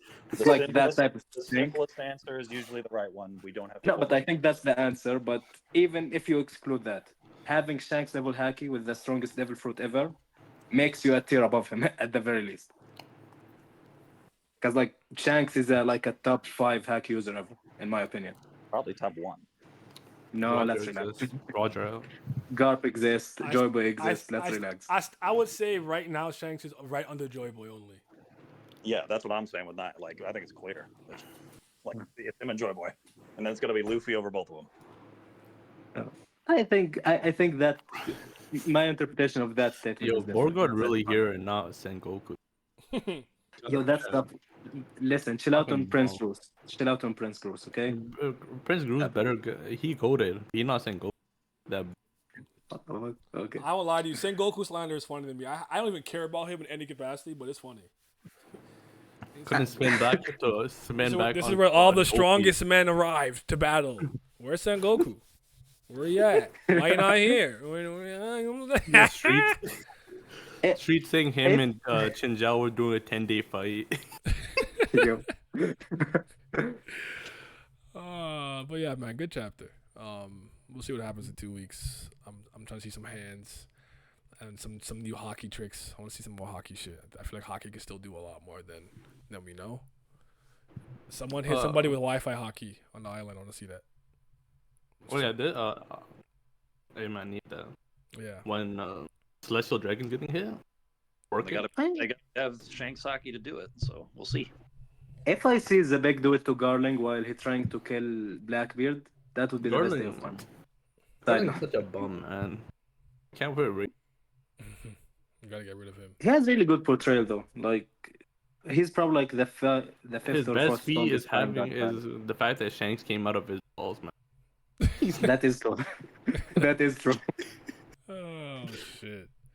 Also, I would love to see them meet and talk. And I know at one point Shanks visited the Holy Land for some reason or whatever. Yep. I want to see what Yeah, happened with that. I want to see that. I need to see that. Shanks is We're getting probably his, gonna see it in this flashback, actually. Shanks is getting his own subplot in the whole story, which is a little odd at this point, but it's happening. Because I think he's a connecting piece between Roger to Luffy, and he's not meant to actually like find in One Piece or whatever, save the world, but he's supposed to be almost like the guide for that person, which I think is Luffy. So that's kind of where I'm at right now. I think that's part of it, but I think Oda's trying to move him past just the sensei archetype at this point. I mean, Do you still my feel view like of Blackbeard Shanks might was- fight him? Like Blackbeard might fight him again or no? I don't think Not, so not at anymore. this point, no. I think that's outdated. I think like with My them being dreams in are the ruined. same. Because it literally doesn't serve a purpose for either character. it packs up the See- rat, man. That's a purpose. That we, That's the purpose for me. is the That's for me. benefit? What is the benefit? That's for of me. it? I got to laugh at Shanks. giving him. I mean, Yes. it does make it more personal. Naya knows between what I mean Shanks when I and- say that. He's just being a No, listen. For me, like, there's too much connection between them. Like, the evil D versus the good celestial dragon. So the natural enemy is still a thing. They're from the same country. Like, there's too many things for that. And again, it's just like story is a thing. it is by Corazon. He said they are the natural enemy of us. The D clan, the D clan period. Yeah. So like the good D is You have the Blackbeard bad D is fight Blackbeard, If and you the have good if you have Blackbeard fight Emu, I that's got more that good important D. than Blackbeard. for Celestial Dragons versus D. My point is that good Shanks celestial can do both, dragon, though. the bad D. You know, so even though they're reversed in morals, they're still the natural enemies. That's why, because they're reversed in morals. I mean, the But most again, what's basic that thing, benefit? That's the my most point. basic story writing thing is just the fact that it gives a reason for I Luffy could to see actually hate one. um I, Blackbeard. I I don't for think me, Luffy it could lead needs to do to hate things. Blackbeard to fight him. I don't think he needs to hate Blackbeard to fight him. It needs to He bring more doesn't. emotional weight than just being like, yeah, like Also, like for me, it's more for Blackbeard thing. I can see why Blackbeard would hate Shanks more than anyone else, just like for what he is. You know what I mean? Like the celestial dragon that got to live his whole life under the pirate king and everything like that, and I don't he's think just Black. out there. You know. Shanks- See, here's the thing. Like the I way don't think the world or the Celestial Dragons at large think of Shanks like that. I think people identify with Shanks as like a pirate. I Like, don't know. I don't think People know Garlic he is. or Shamrock think of him as a Celestial Dragon either. No, but like they were fine with letting him go in. Like they view him as a celestial dragon Yeah, but still. then he left. Is the point? Yeah, but Shamrock was like, seems like he likes this like underworld, like this lower place. So it's fine. Also, having Blackbeard lose to Blackbeard has nothing to do with the Figureland plotline at all. You just said, Blackbeard losing to Blackbeard. you said black. Yeah. No, I Hey. Shanks losing to Blackbeard. But I said, oh Shanks losing shit. to Blackbeard. Here you go. Shanks His losing to his Blackbeard spirit has nothing- spirit one in Blackbeard's gonna fight fact. spirit two in The Blackbeard. double souls, bruh. The double souls, man. Blackbeard versus Teach. yo, Shanks losing to Blackbeard has nothing to do with the Figureland plot at all. And see, also, but it doesn't benefit either character for that to happen. like I don't think actually like the Figureland plotline is something about like I think Shamrock will fight Loki and Garling will AG, fight that's Dragon. just burying your head in the sand. It exists for this No. dude. I think it's gonna exist for this flashback. I think it's gonna be important, and later on it's gonna be important versus Blackbeard. Like I think that's gonna be a relevant thing that he's a celestial dragon. I mean, the But Figurelands, other than that, Figurelands are probably going to work with Blackbeard Yo, because the I Figurelands can- clearly have like The world government Design- has also, after what design Rox from did, the throne. gave Rox, like, hey, if you go do this, we'll give you some money. And he took it. like So like wouldn't be- I think it's pretty clear that the Figureland family is trying to like we want that throne instead of fucking Niruna. To be honest with you, I think so. I agree with that. I agree with that. like I don't like Shanks has way more relevance to all that than anything to do with Blackbeard, and I get like setup quote unquote from the pre-skip, but Oda's shown the ability to drop that level of setup on a whim before. But he's still doubling it down on it because he has them both in the same island. Both are from the same island. So it's like he's still hammering down the connection. And part of the Davy clan. No, but like both of them yeah, are far from God Fagerland, Valley. Davy, D, Shanks, man. Y'all don't. Ew, enough. Only D though. Shamrock not a D.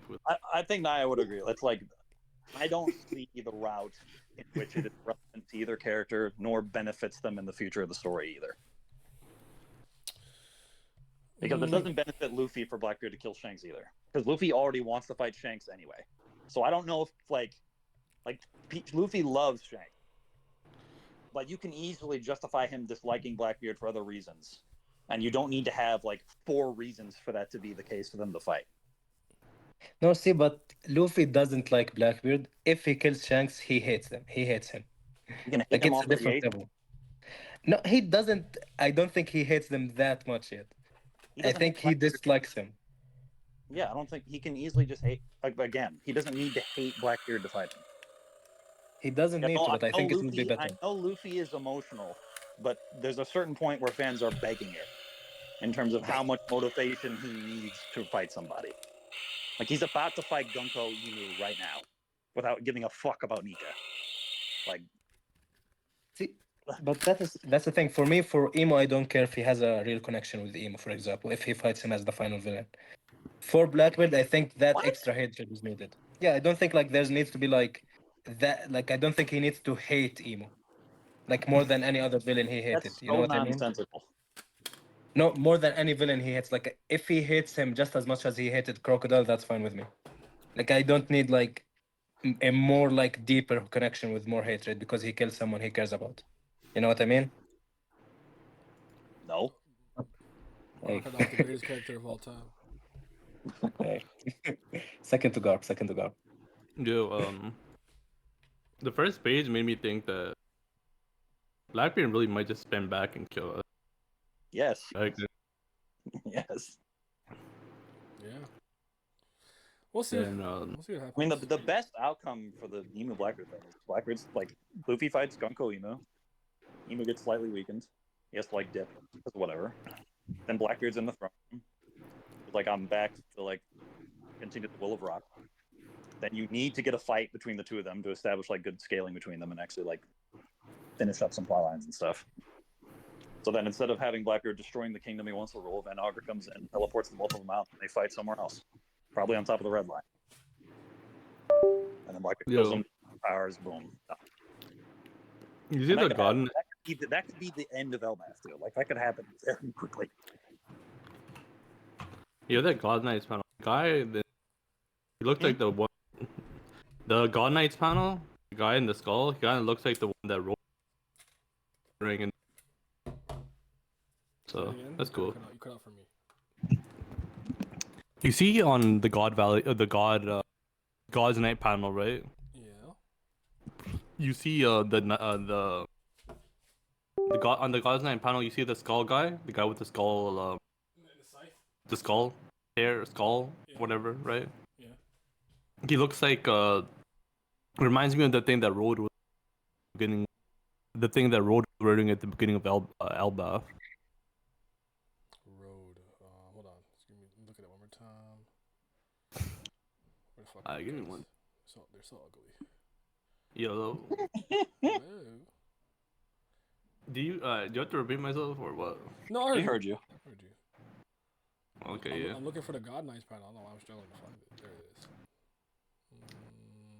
Oh, okay, I see what you're saying. It looks like Roto had a similar mask on when Elbaf started. Okay, I got you. Yeah. Which one of these do you guys think smoked Blackbeard's mom?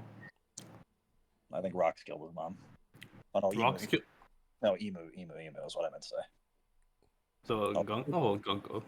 Yeah, Gunko Emu probably just killed mom. Do you all think like the whole Ace thing meeting Blackbeard's mother and his two sisters is like a gone thing, or there's not gonna go back to that idea? No.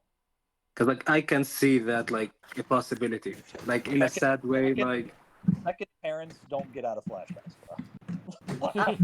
I know, but like if Oda wants to like make Zebek even like his ending more sad, he thinks his wife is dead, so he goes Domi reverse, but she actually survives.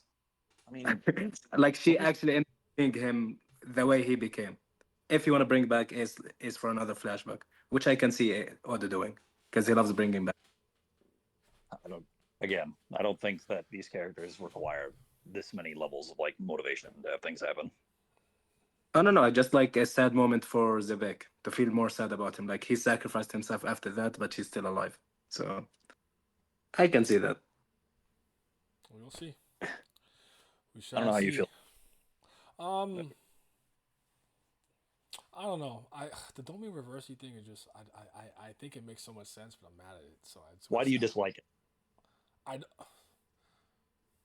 Because it doesn't rob Rocks of any agency. If the situation that I just described. It's I don't know. I don't know. It's not bad. It makes sense to me. It makes a lot of sense to me. I'm just like, I mean, making sense is the bare minimum. yeah. Mm-hmm. Yeah. What is bothering me about that? I don't know. There's probably something I'm not consciously aware of. That's in my back of my psyche, but That shit not raw. Like Is it him going berserk, or is it him getting his power from Emo? And like that's the thing that's bothering you. maybe it's that. But usually when you get Domi reverse, you're under Emu. I don't think it necessarily makes you go berserk, but you become one of Emu's agents and you're a slave to Iju. And like as much as poetic as that is, and how much it makes sense is like you said you were gonna come and take my throne, but now you actually work for me. It makes me sick. I don't like it. I don't want that's that. why Like the man has to die. But that's kind of powerful. So I'm like, damn. For the story, I get it. But for my agenda, I hate it. The man but has to no, die and way. It can't just be I'm running the ones with Garp and Roger. Like that Yeah, would just, he can't be that strong. What it That's is to do that. Roger versus Rocks 1v1 is happening. Y'all just need to let it go, No, man. it's not. No, it's Yes, Oda it glazes is. up too much to allow that. Come on, like you see it. He glazes him too much. like He glazes that, Roger as well. He glazes him, man. Roger and Rock's 1v1 happens. Roger's losing. He's winning. That is true. Right now, Rox and Harald are the two strongest dudes in the air. Yeah, and Roger is his rival. So, also the What a hockey booms rival. exist, but Doesn't Tengoku literally say Rox was his strongest rival? Yeah, he said. Or first. strongest or greatest, Or first. greatest, No, strongest. and Strongest. perhaps the strongest. No, he Perhaps- said his greatest. It's like, and he's also saying the era is also Rox's. Oh yeah, I'm not saying it's not Rock's era. I'm saying before before in the God head of Valley, everybody. it's Rocks, and then after God Valley, Roger surpasses him. That's my thought. See, if there was more build up about Rox and Roger's rivalry, I would be okay with it. Like But having there's really not much to it. having the two of them 1v1 right now is, to be honest, arbitrary. Just for powers, just for wanking Roger even more. Exactly. Which he's doing, which he's been doing the opposite of the whole flashback. Hey man, he's out. Y'all just don't understand, man. Roger greatness. Right, man. Shout out to But now to go back to the whole Berserk thing, that's why I said maybe it's a David clan ability or a devil fruit, where like he I don't chooses think to shows that. I don't Because think that could be a good setup for Blackbeard. I don't think he's gonna keep adding more powers. For me, that could like even go back to your idea of Blackbeard beating Emo. If he has like a David clan specific ability, that that Zebek tried to use it, but he went Berserk after it. But Blackbeard learns how to use it properly, and that's like how he beats Emo. Like that could be a thing. I don't know if like that would be better than getting Domir versed. I mean, Emu's ability is from a devil fruit, so Yeah. Blackbeard turn it off with the dark. Do we know that? It's gonna be a devil fruit. Like Oda's It's not probably adding one of the third cool gods. mystical ability into the story. It's gonna be like a You god don't sword. see the by, beam and shit. Nika. It's gonna be a mythical zone with some other little abilities that it has, and that's gonna be it. And then the way Blackbeard can beat him is that he just uses the dark and turns the bitch off. Like, Hey man. Blackbeard still has to like showcase the abilities he has right now before he gets an additional power. Like, he hasn't done fucking anything with this other stuff. That's why I think he should legit show the fight between Emu and Blackbeard. Just show the fight. That'd be nice. If it's not off screen, Blackbeard can't win. We know the rules. That's why the only fight we're gonna see is him losing to Luffy. I know it was a long time ago, but it's hard to imagine one man leading 3 of the 4 emperors as we know them today. He was Roger's first foe and perhaps his greatest. The captain was typically known as Rox, but his full name was Rox Dizabek, so greatest and first rival. Yeah. Yeah. Greatest not strongest, but there's different Chapter things. 957, if anyone wants to. And then also later on, he said Roger and Garp team up to beat the Rock's pirates, not Roger himself. Not Rox himself. So I don't It's get this clear idea that- where people say he has to he 2v1. Hold on, Lizard. I'm on your ass. You believe it? You believe what Bum Goku was telling you? Hold on. Listen, man. Yeah, hold on. No, but But really- the Buddha, would the Buddha ever lie? Weasel your way out of this one. Would the Buddha ever lie, huh? Would Yes. the Buddha ever lie? Yes, he would. He literally lied about the reason Ace was. Hey, bruh. I'm just playing. No, I don't think Sengoku lies all like, the time. The thing is, I don't actually read it. I didn't ever read that and think that they like 2v fucking everybody the Rock's pirates. I just thought it was like Roger's crew and Garp's crew versus the thing, and then we also live in the Holy Land. Like it's obviously a Well, 3v. even at the time that was announced, people believe that the Roger Pirates and Garp's Marines were good enough to beat the Rock's Pirates. That's clearly not the case because the God Knights have to be there.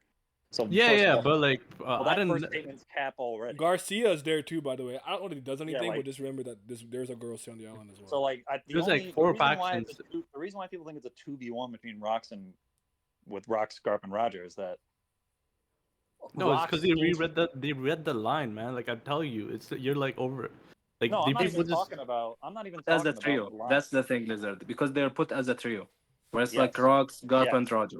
yeah, That's but the they're on thing. the same. They're like the order is clearly showed they're on the similar level. Like it doesn't make No, sense. but like When? What do you hold mean on, when hold on. the three go, No, like no, but look like at the most importance of all three of them in this. Like a couple few chapters ago where they're like, oh, these three will be the men Well, the of prominent legends. ones. But then he said, even with these legends around, it was clearly the era of Rock, which puts him ahead of both of them.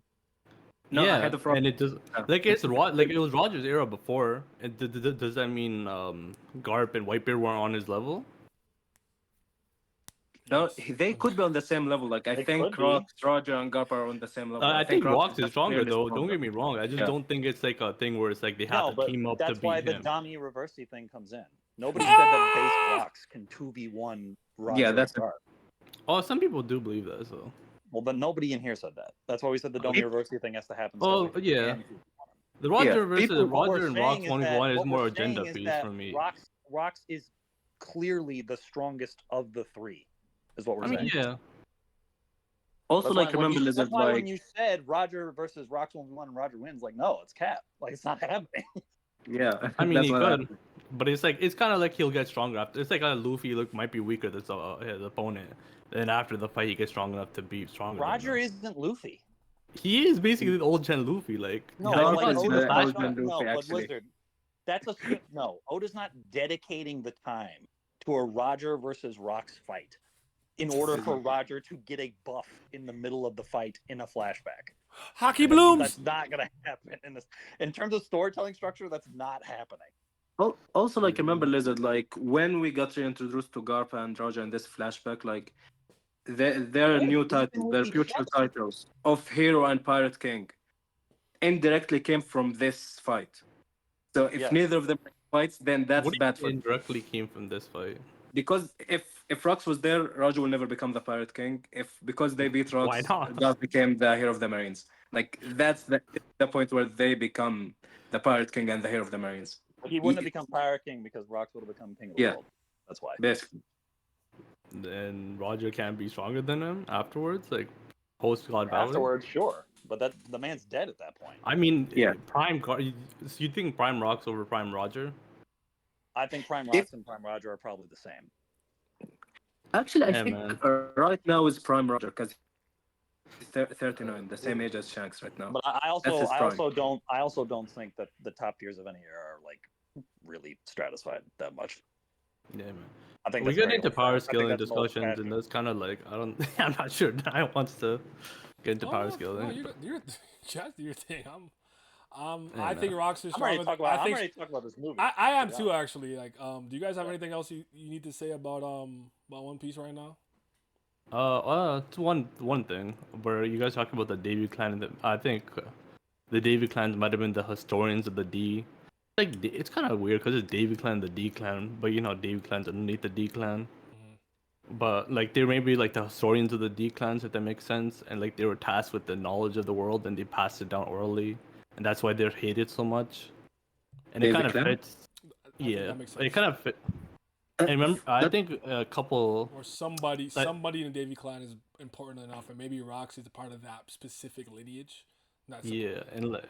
because like a lot of them could have Davy's blood, but maybe like because his name is Davy D Jones, he is a direct descendant of Davy D Jones. So maybe Zebek, like, you know how kind of like how Cobra got the scripts of like Nerona, Emu, and Lily and stuff. Yep. Maybe Rocks and Teach of that lineage, and that's how Teach ends up knowing what he knows. That's kind of Oh, where I'm but going. Rocks could very easily just leave info for Blackbeard as well. Yeah. Fine. Also, just to add to that, it's like a couple SBS when we learn about what the worst generation jobs would be, and they say Blackbeard would have been a archaeologist, and he which likes is to basically gamble, tied to history a lot. Yeah, And yeah. so like You want to be Nico Rodman go so to bad. go to foreshadowing. I don't know, man.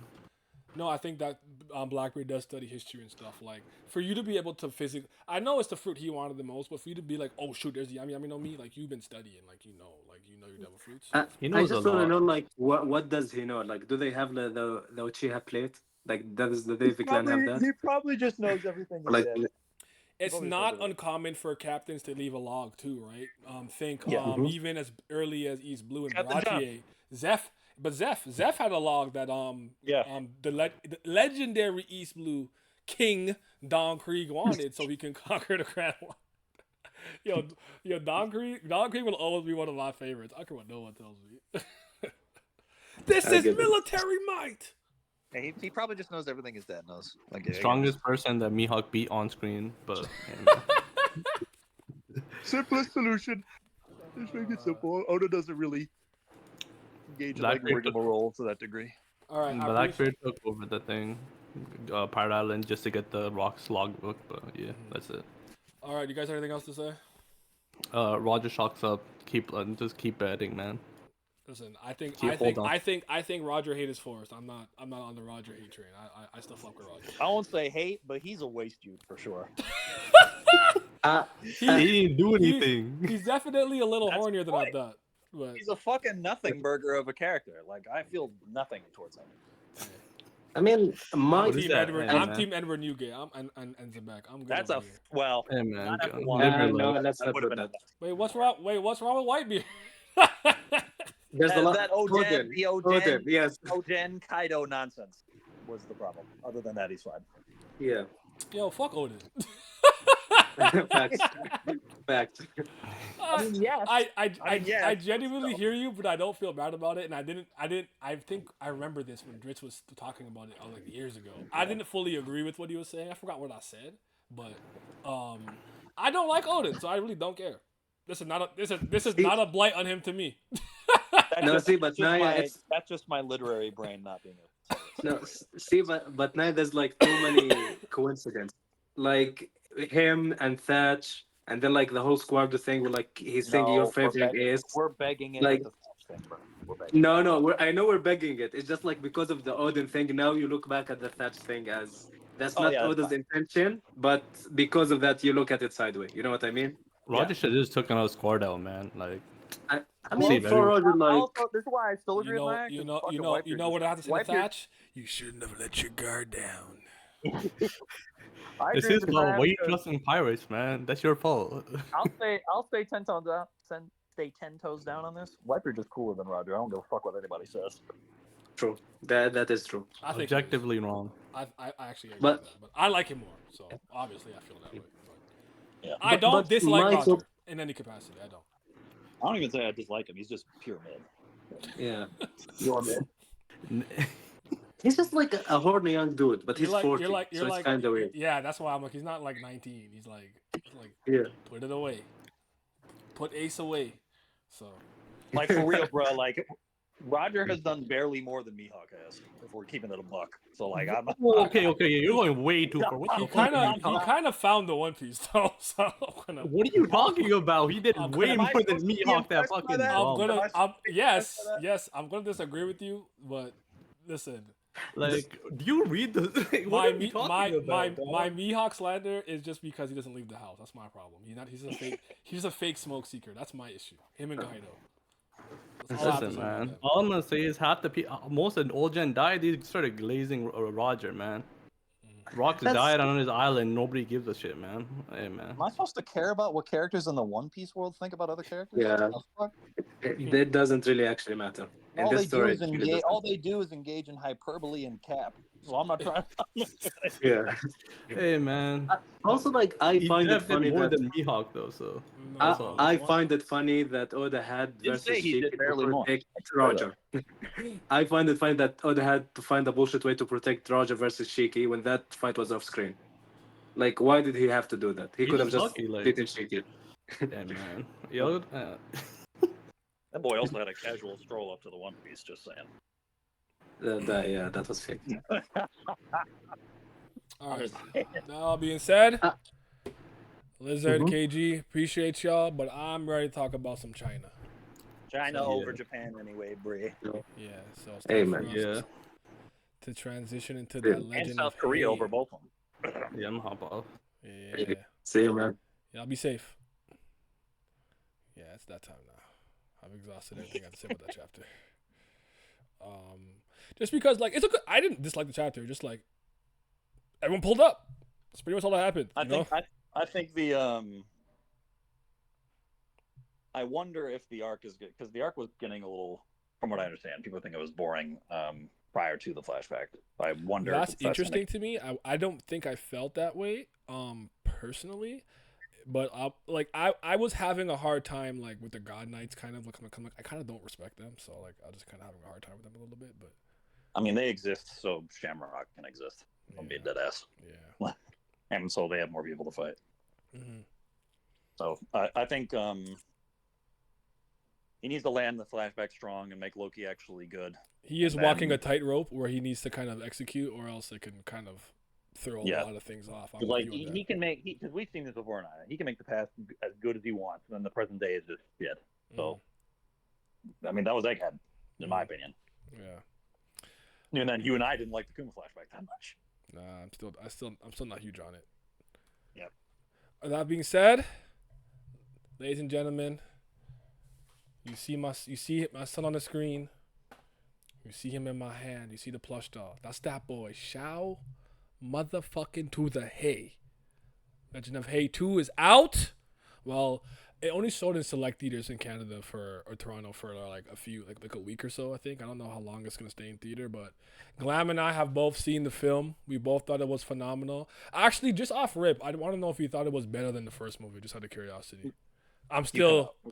Oh, do you think it's better than the first film? Oh, it's 'Cause, really like, close. Yeah, because like the one thing I left the theater being like, yo, that was an incredible sequel, like a really good follow up, and I think it built up upon everything that they the thing that matters to me the most is that I'm starting to understand that despite a lot of the Elfins being on that like keep the peace gimmick, it really is a fragile piece that could break at any moment, and some of them still kind of feel the way that I don't remember his name right now, the main villain. I have to look it up again, but like. Secretly, a lot of the council felt similar to him, but they're like, we can't really act on that. Like, let's just try to keep the peace. Because, like, I think Elfins and humans have a lot more commonality and overlap than differences. I came out of the movie thinking it might be better than the first one. Okay. I'm still undecided. At the bare minimum, I think it's just as good, but just for various different reasons. Okay. I'm out of that. So, okay, what's the first thing I really want to get into? I want to talk about Liu. The last disciple, not the very last disciple. That was funny. How you feel? I thought she cooked. I think she's the best character in the movie. I'm not mad at that. I don't think that's debatable, actually, in a lot of ways. Not my favorite necessarily. I'm a Neja stan. I gotta lie to you, but yeah. Her flashback, the pain that she was carrying, amongst other things, how she just absolutely showed up. Cause like, you know what's crazy? So I originally thought the airplane scene went on way too long. I didn't like it initially. Hell no. Right? And it was crazy. It was good. But then like when it turned into like, oh, like you had planned this all out. Mm-hmm. And like you have that, like you still have that hatred towards human, but like it was showing, despite how she feels about them, how hard she went to save them, it was important to emphasize that moment. I didn't initially thought it was going on a little too long though. I did. I changed my mind though. Would you agree that she's like pretty clearly the main character of the movie too? Xiao Hei is kind of the antagonist. I kind of agree with that. Yeah, he kind of is in a lot of ways. Like, or at the very least, you can make that argument. You can make the argument. Yeah, I'm with you. Yeah, her flashback moved me, and I thought ending the movie the way they did, like I think we spoke about it a little bit on Twitter, like that was a powerful way to end the film. Like I like how he's ended each and one of these movies too. What's his name? MGTT, I mean, MTTJ, whatever his name is, but yeah. The best two scenes in the movie are the last two scenes. And I struggle picking between which one is better than the other, just for different reasons. Mm-hmm. Did you see my little review? It wasn't long. I kept it general. I also was fighting with copyright, so. Yeah, I got you. Yeah. What was interesting to me too to know is that like I didn't like I had an inkling, but I didn't know Wu Xian was like that much stronger than literally everybody. I think it makes sense. He's like 800 years old, He's been on top for a while, but I'm like, remember when they're like, "Oh, master, like you're really the strongest one." So I'm like, is he like secretly number 2 in the guild, or like in these guilds or whatnot? And they Then had he, him fucking stand there, and then the gap. and he's like, "All right, attack," and he just got folded, and I'm like, "Oh, you're not here for this. You're not ready for this level." And then thinking about what all the stronger high tier elfins were trying to do to like fight against the humans in that base, and Wu Xian's like, "All right. I'm just gonna relax. float. I'm just gonna slowly. I want to say walk them down, but just fly them down slowly and just bullets coming at him. They're not hitting him. He just deflected them. Just slowly descend Missiles down. fly up. Nope, nothing's The hurting him. laser beam fucking shoots him from the ground. Fucking satellite. The Lex Luthor satellite beam attack. Nothing is working. I'm like, he's a monster. Oh my goodness. And the fact, I also think it's pretty cool. Like Naja, to me, based on the way of the movie, Naja is more powerful than him. I think. I'm not mad at that take. Yeah. I think the line that makes me think that is like, hey, aren't you trying a little too hard? Because it's obvious that they planned that. Like, if we kind of start fighting and go all out, it's gonna destroy everything plus the portal, and then we can't do what we need to do. Or okay, we get it. Just go through the portal. Like that was the plan. But he's kind of like, if I do not try hard, I will get my ass beat. So I think you can make the case. I'm of the opinion it's relative, but I would probably put Naja like just a little maybe like a step above. But That's exactly where I'm at. yeah, but they're relative. Like it wouldn't be an easy fight for him though. But I'm not mad at that take. I've seen my two cousins who saw it because I got them on him. They're of the opposite opinion. They're like relative, but I would still put Wu Xian just a little bit higher. But they're not going based necessarily off the statement. They're like, I just seen him do more. So Yeah. yeah. Well, I need to point this scene out because I audibly cackled so loud in the theater. Whatever one of the little minions were who could transform into other people turns into Wu Xian. He turns into Wu Xian, and Xiao Hei freezes for a second, and I'm like, that there's no way that's about to work. He's like having flashbacks to his training. He can't land a hit. He getting his ass beat. He getting tripped. Mm-hmm. And then he's like, revenge! Yes! He starts beating his ass. I said, yo, I understand it. I'm not mad at it. And then she's just filming it, dying of laughter. And I'm like, did that get back to him? Please, someone had to send it to his phone. Please, bro. Yeah. That nigga gave the evilest smile. And he mollywopped him. He's like, this is the closest thing that I can get to revenge against my master for all the ass beatings. That was great. That was honestly incredible. That was one of my favorite moments in the film. I laughed so loud, bro. It was funny. That was good. I think the action was absolutely incredible. The animation the animation for this film, crazy, over the top, but like better than the first. Yes, that part for sure. And like, I thought a lot of the little particle effects they use and stuff were really cool too. Like I like when she can sense people's like I can't remember what they called it, like the energy, the chi, life force, whatever it was. I just say spirit energy. Yeah. I just say spirit energy. Yeah. I think it's like Ling.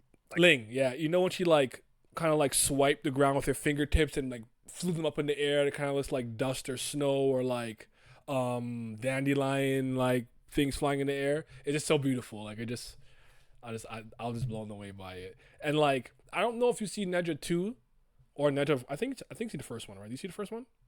I haven't seen either. We should watch that. On Discord. Then I'm down. But sure.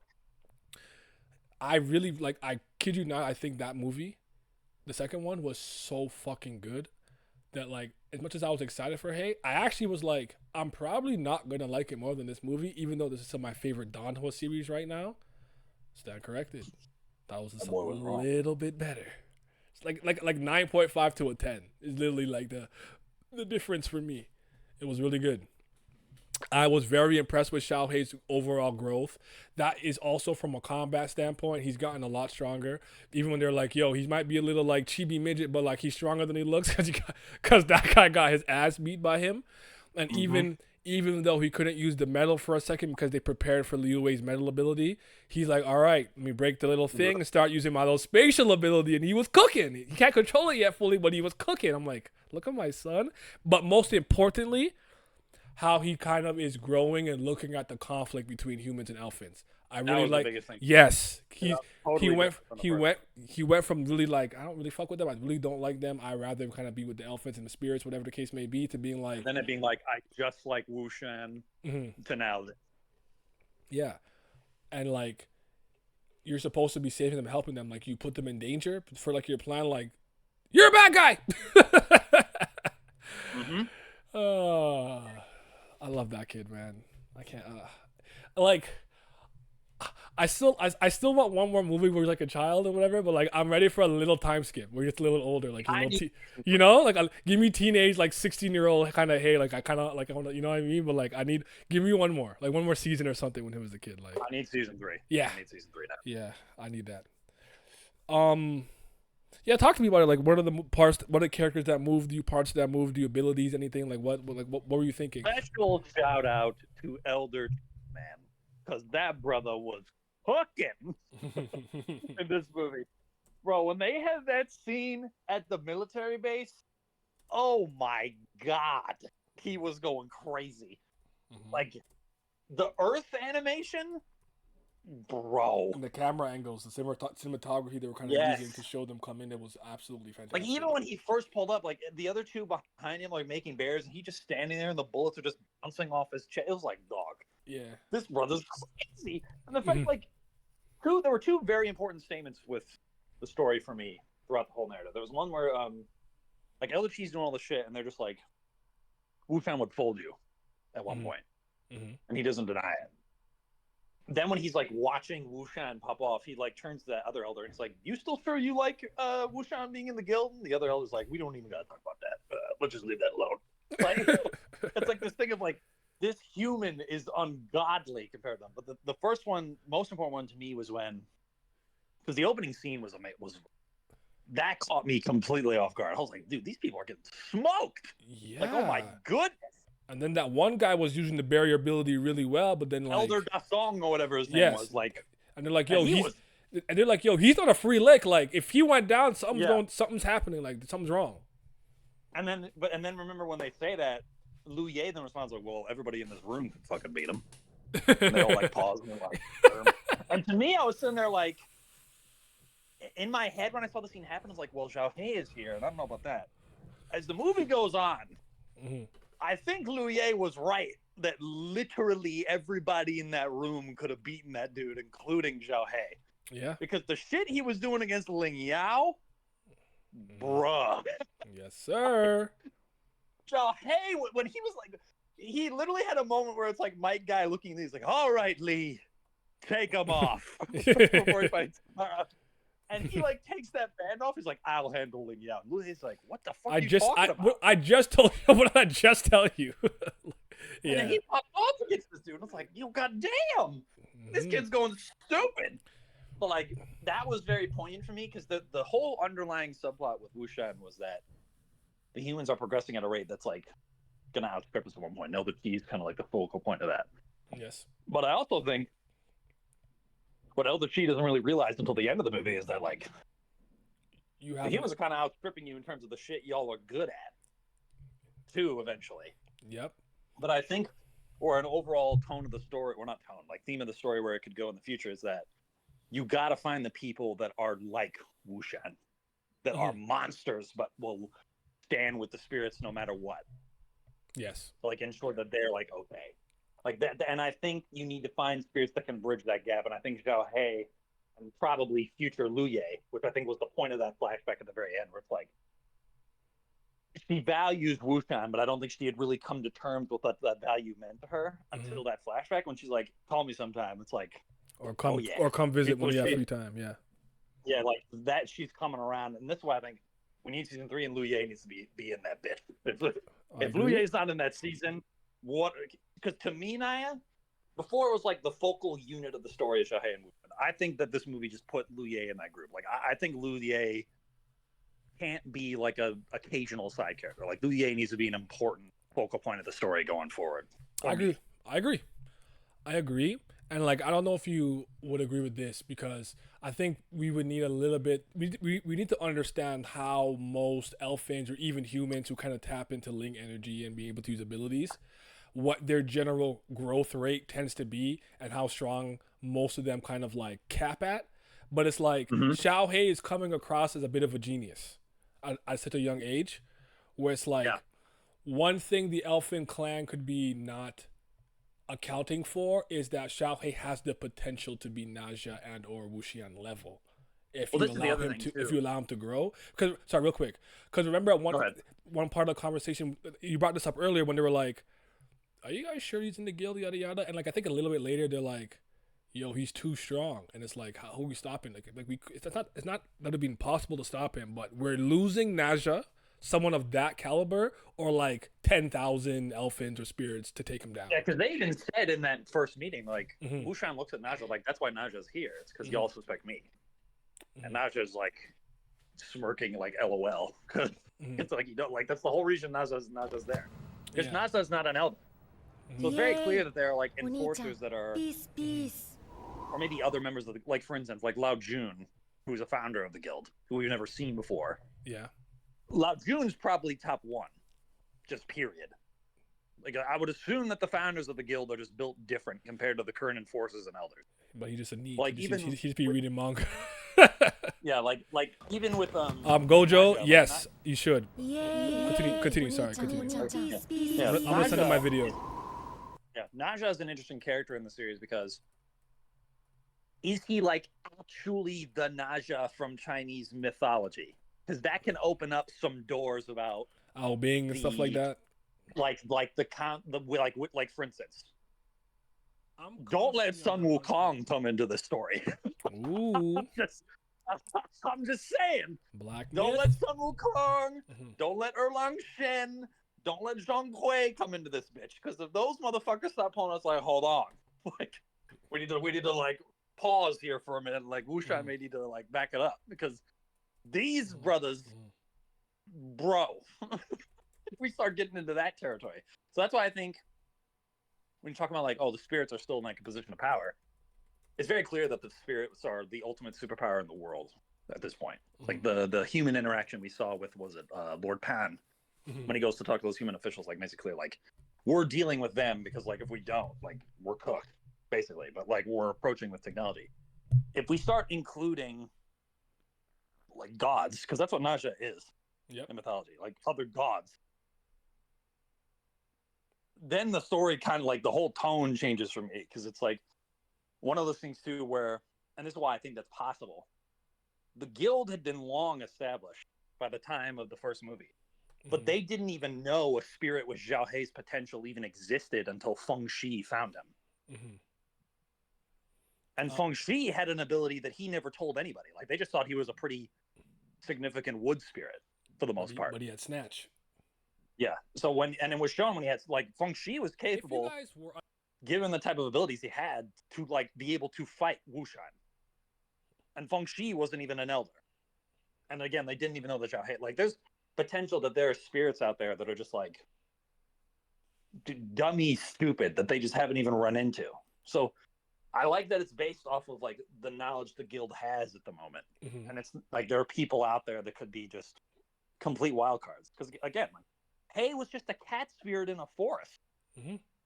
And they find out he's got Wushan's metal affinity and can manipulate space. And he has what did he say? His abilities similar to my engulf, which I don't even think we've seen Wuxian really ever pull out. I don't think he's ever really used his spatial ability.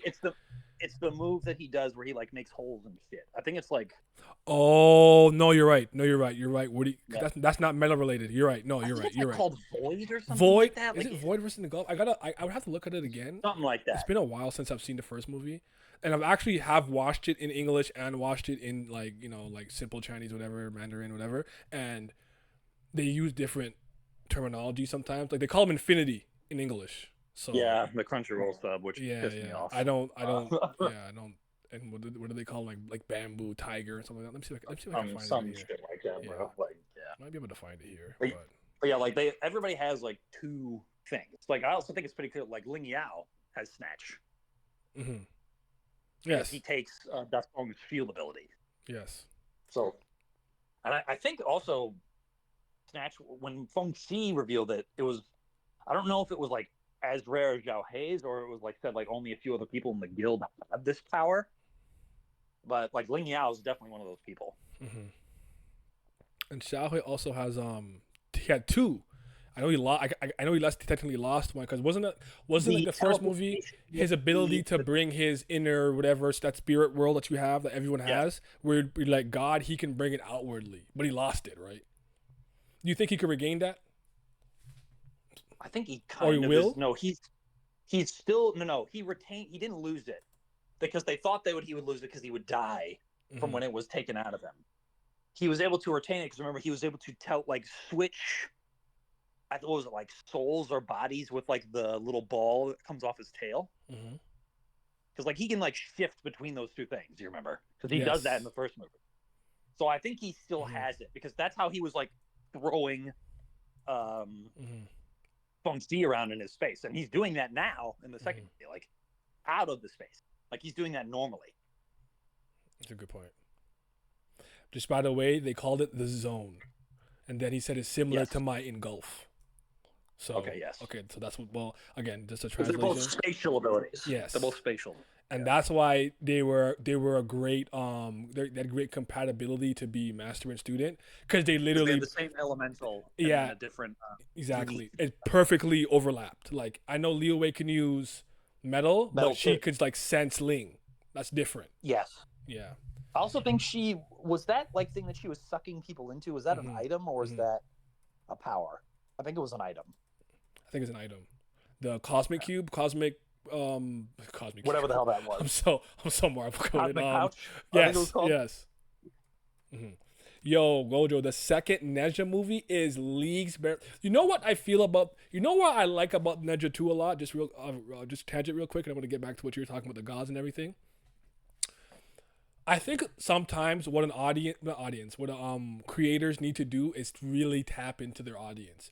I think Neja is a movie that's like a kind of like a Disney Pixar in China where like kids can watch it and like have a good time and whoop de whoop yada yada. There's like death and stuff, but it's not too like graphic. I think they understood their target, the audience that really liked it were really kind of people that were like young adults, like my age, and I think they leaned more into the second movie. Where I'd argue I don't know that I'd be comfortable taking like my 6-year-old to see Neja 2. Not because it's like sex and graphic stuff, but I'm like, it's a lot of hands and like it got serious and a little bit darker in tone, where I was very impressed by that. And I wish a lot more series would grow with their audience to some degree too. So that's why I think Neja 2 really, really impressed me. I felt like they leaned less into the kiddie aspect and more into like, all right, let's really expand this lore and everything. So glad I mentioned Wukong earlier. Is he going to be in these movies? I like Wukong. He's one of the most raw characters in fiction. It's not impossible. I just looked it up. Lao Jun is another name for Lao Tzu, spelled like Lao Zi. And that is the guy that had the furnace that they threw Wukong into that gave him the like demon-seeing diamond eyes and like the hardened skin that he has. So Lao Jun is like actually a god, and he was a founder of the guild. Okay. So I think there's a Mon Hue for this series too. By the way, I was just never really able to find much in English, but and Zhao Hei's not a character in that thing either. So I think it's Wuxian for the most part, right? I don't even know if Wuxian's in it. Okay, I gotta look at it again. Maybe I'm thinking of something else. But put it this way, Gojo. It's kind of like if I don't know, say Glaminize made a movie with spirits and humans or something, and there's a character called Zeus. Right, that opens up the possibility that like oh maybe like Hercules could be there and yada yada because Neja is one of those Chinese mythology like folklore characters that exist in so much stuff. It lends the idea that someone like Sun Wukong does exist already. We just don't know about it. So like it opens up a lot of those doors, especially with this film. Like even other things like the 4 heavenly kings could show up in this shit. For all we know, like it could get buck wild in this series, like very fast. Because hell, if Wukong is a thing, Buddha could be a thing, and if Buddha pulls up in this bitch, hey, bruh, get in the palm of Buddha. Yeah, so like if Buddha's in this thing, And we ain't talking bum Goku. Real Buddha. So Yep. but yeah. I actually want to give a shout out also to Gio Liao, the blue face with the little chin hair. He was killing me. He was killing me. He's hilarious. Yeah. And he's like, aren't you expected to see the Fox girl. gonna step in and help? He's like, if I step in, I'm fighting out. I'm like, yo, he's a ride or die. That's my man. He's a ride or die. He's just and just seeing them slowly start to wear more of Naja's clothes. Yeah. Just sitting there gaming, and then just like, I want my run back. He got nice at this game. Oh, I'm gonna beat him. also, also when Wu Shan pulls up on that base, that human's like, so you're the strongest. Yeah, Naja. Naja. like that says it right there. Like, I think Naja's top one. Yeah. Or And I'm not mad the at it. guild. In the guild is what they say. Yes. In the guild. Yeah. So what? You know what? Oh wait, my grandma talking about it. You know what? Like what it could be though. Like just, I don't know that the humans and them know this, but I don't know if there's more humans in the guild. I know there are humans that are like living there, yada yada. But I don't know how many enforcers they are. I'm sure there's some. Wu Xian is the strongest human enforcer that's ever existed. Yes. And Naja's on the other side of that coin. That's really what it is. Yeah. Yeah. Because I would imagine that, like, the other god, like, I think an interesting character in this series, if Erlang Shen pulled it, I think he might be more interesting than even Wukong. Like, Erlang Shen in this like series in particular, because he and Naja are very similar. Like, they were born human and they became like god spirit guys. So, like, they're very much. This is why I think Naja kind of fucks with Wushan, because him and Wushan are kindred spirits in like more ways than one. So, well, that's assuming this is like mythological Naja. I mean, he's got the fucking band and the wheels, so like, I think it's if he's not mythological Naja, he's defo modeled himself off of mythological Naja. Yeah. So, I think I mean, like a character like Erlang coming into this series would be fascinating to me. I won't lie to you. On a very personal level, just because I really like the character, I want to see Ao Bing. I like Ao Bing. A lot of the recent portrayals that I've seen of him in a few series, I've enjoyed him too. Though I'd argue, but I'd argue out of all of those like characters that I'm very familiar with, Naja has become my favorite. He superseded Sun Wukong for me for the time being. Because I actually did a lot of research back in 2019 when I got into that movie. Like, I was watching creators from China who kind of study mythology, kind of speak about it and talk about the changes and things that quote unquote got wrong in the film. And I learned a lot. Like, I don't remember a lot of it right now. I won't lie to you, but like, I definitely learned a lot. Like hell, like even the dragon kings of the individual oceans could be a thing. Like the fucking the cardinal deities, like the black turtle, the red phoenix, like all the blue dragon, white tiger, like all that shit could be in this. Yeah. Like if you get like Ao Kuang, who is in both the Naja and Sun Wukong myth, like, hey man. There are some. This is why I think that the human progressing thing is crazy, because if like the humans get to the point where they can kill motherfuckers like that, watch out. Yep. Cause like the way that I see it is even in the show we have the fucking alternate reality goggle thing that could become a problem later. That's why Zhao Hei's in that bitch, and then when Wushan comes in too, he failed. Yeah. Yes. He was going crazy though. I was about to say, humans, I think at this point we outnumber elephants, and we have a greater reliance on technology and military weapons and military might and whatnot. And though there are humans who can use Ling, I'm sure it's a lot more rare than it is common. And though elephants are lesser in number, they're stronger on average. It's kind of like a quantity versus quality thing. Yeah. But and the humans that can use like not even close to Wushan more often than not. Yeah. So I really think like do you foresee like in the next season or movie, like that piece is finally shattered and that war begins and happens? Like what do you like where do you think we're going next? Because I imagine the third season wouldn't go straight there. Like I think we're gonna go back with Xiao Bai and and Uncle Gen and everything, and like kind of maybe slow down a little bit. Be a little more slice of lifey, but then I think the next film is gonna ramp it right back up. Like, how do you see it? I think at a certain point that what's happening in the series and the movies needs to converge, I agree. like Jabai and movie quality. I need it. And Yeah, what's like your best someone- friend's name? I can't remember the gamer girl. She's fucking hilarious. She's one of my 5 favorite characters in the series. She's And fucking who's hilarious. dude with the glasses is a spirit? Yeah, too, right? Uncle. I think they call him Uncle Gan, if I remember correctly. He's a spirit, correct? If I yes, recall. yes, he is. And he's in the guild, if I recall as well. I don't remember if he was in the guild. I think he kind of was just like doing his own thing there with like his Just warned him family. and tell, hey, go to a guild in season 2. They do go to one, but did they was he a part of it? It sounded like he knew Mhm. people there. Juan Liu was his name. Juan Liu. Oh yeah, I'm Bidu, fairly certain. Shanxing. You know what though? This needs a rewatch for me anyways. So, That is true. D-Ting, yeah, this needs a rewatch for me anyways. I wanna go and do one sitting and kind of rewatch all of it. But this movie blew me away, man. This is still Yeah, my movie of those 2025. Those characters need to cross over and characters converge. from, like, the movie. Mhm. Like Liu Ye being in season 3. Oh, peak! Give it to me. Yeah. What I really like about Neja first movie is you can have bad behavior, childlike. Neja still became a good kid, or you can have the bad parent, but the kid, the water guy, still turns good. Albing, the other dragon.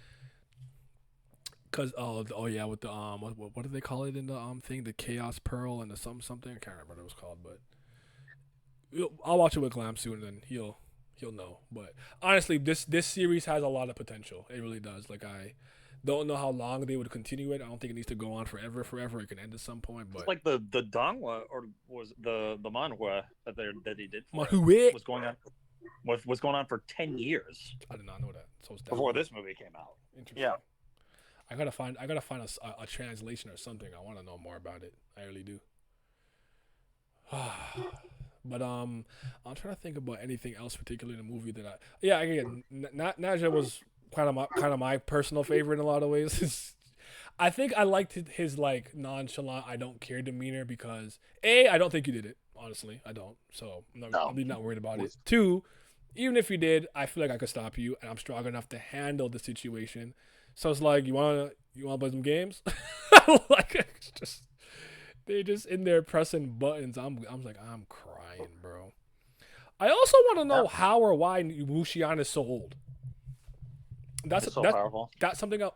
The powerful thing I could see like this throughout, like potential, constantly training, just going through the gauntlet and just being like the pinnacle of humanity in a lot of ways. I'm not sure, but you're like, saying why he's so valued by the guild. there's that, but like, what allows him to live so long? Like, how come he still doesn't have a normal human lifespan? I guess is my question. I would assume in Chinese mythology, there are like 13 million ways to extend your lifespan or become immortal. Immortality pills. It could be in any number of things. Maybe he got a trial from some of those, like the different sects of the like god clans or something, and then worked his way up there. It could be possible. Not impossible. It could even just be as simple as like spiritual nourishment. Like that's a thing in Journey to the West a lot of times. Is like just fucking monks. Just they'll be like 140 and they'll still look like that they're 22 or some shit. Like it's not the most important question that I need answered. It's just one of those things where I'm like, you're like 800 years old. How and why? So that's all. Yeah. And just so I like also think normal. Yeah. They kept referencing in the movie that like why Wushan is so important to this guild like multiple times. I think it's also pretty clear that the reason why he's so important is that he is a human that is so powerful that is like locked in for the guild, and he would like never waver in terms of that. Like that's why I think a lot of the spirits like if this dude is like if we pin this on him and he's not guilty, then like we're cooked for other humans like taking us seriously type shit. Like if we ever pissed him off and put him back to that side, it's over for us. Yeah. Even just from like a symbolic standpoint, 'cause I don't think Wushan, even if Wushan like took the blame, I don't think he would ever attack the guild out of spite. But like other humans would be like, "Fuck you," basically. I give them a reason, maybe.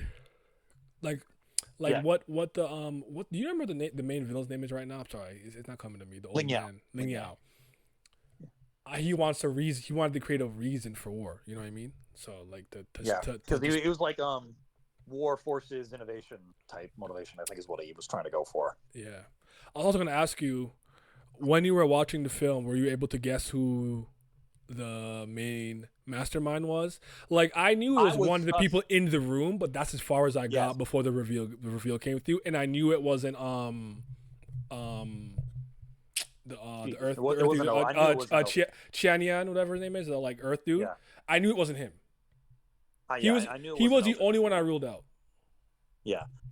I'm not gonna lie. The dude with the fan and the glasses, I was sus up. I was too. I was like, I don't know, like that's weird. That's suspicious. Yeah, like- like he was acting fucking. Mhm. But then, like Ling Yao was a good one because Ling Yao was the one that first met them. Like, and Ling Yao was more relevant than the purple-haired woman.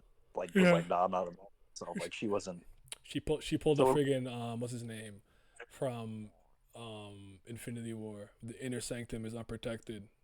I'm out. Yeah, Wong. You guys got this. I'm gonna head out. Y'all Yeah, got it. like. So it really was just Fan Dude and Ling Yao that were the only like candidates left at that point. But I couldn't. I thought get the a gauge main on elder before. that was speaking to them, who brought him into the room, was too No, he was obvious. innocent. I thought it was Yeah, too he was- obvious. If they wanted to pick him, like, please don't make it like the very obvious, like the leader. So I didn't think it was him either. But yeah, I didn't figure it out until like by the time they revealed him, like, oh, okay, that was you. I didn't figure it out. I think I was with you. I think my best guess was do with the fan. That was where I was leaning. Well, I also was like, he's acting like so blatantly sus. Like, I don't know if it's him. Like, Yeah. that's where my. You know where I started to actually suspect him when he saved the humans from the elephants that were attacking them. Yes. It's like, did you do that because you want to, or you're just keeping up appearances? And then I'm like, I'm like, oh. I think even before that, it was the conversation that him and She were having right before that occurred. No, it was him, She, and then the main elder, the guy with the mustache. Like, it was all three of them on like that little pavilion, and then Ling Yao was there. Like I was like, this dude is fucking acting hella weird. It's like, I don't know about him. Also, I just think it was funny that Wuxian was like taking command of like all the spirits when he first arrived at the portal, and he just threw in the two that he knew would be able to delay the missiles before he came through. Yeah. And also, all of them coming through just so they could watch Wuxian Aura Farm is just. There Bro, was like, I saw that scene. I was like, Magneto, who? Like that's it was because that was some shit X-Men writers would wank Eric to do in a fight. Like that's the shit he just floating and nothing hurting him, and he just descends down. Like that was the most Magneto shit I've seen in a minute. And you know what the crazy thing is? You're 100% right, but my mind didn't immediately go there because I'm so One Piece code. I'm like, kid, you're such a bitch. Like you are the worst metal user. You suck. Like I was just like, what a bitch. That's what I thought. Like satellite beams, missiles, rockets, all types of bullets are flying. That nigga just floating down. Just nope. So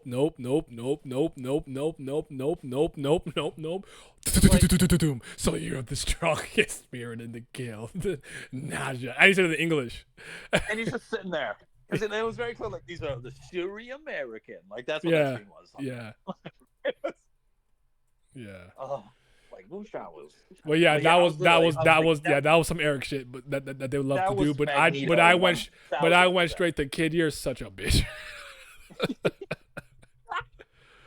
like, Fuck. even when Elder Tree was cooking, it was like, he wasn't even doing nothing crazy with Earth. He was like, I'm just going to make these walls move, and y'all are fucking. He was, bruh. The way he killed those people was. Oh my God. And I felt it. I never root for humans either. I'm like, go ahead and get rid of them. Go ahead. Because when those other spirits there with him, he was just like, I'm doing it all. Y'all just fucking sit back and watch. It was just, and they're sitting there like, Jesus, man, like, relax. And he's just annihilating people. It was, because what was that one commander who's like, where's your fucking leader? And then he just like, just like chokes out and dies. Like, bro, that was, Elder Chi was cooking.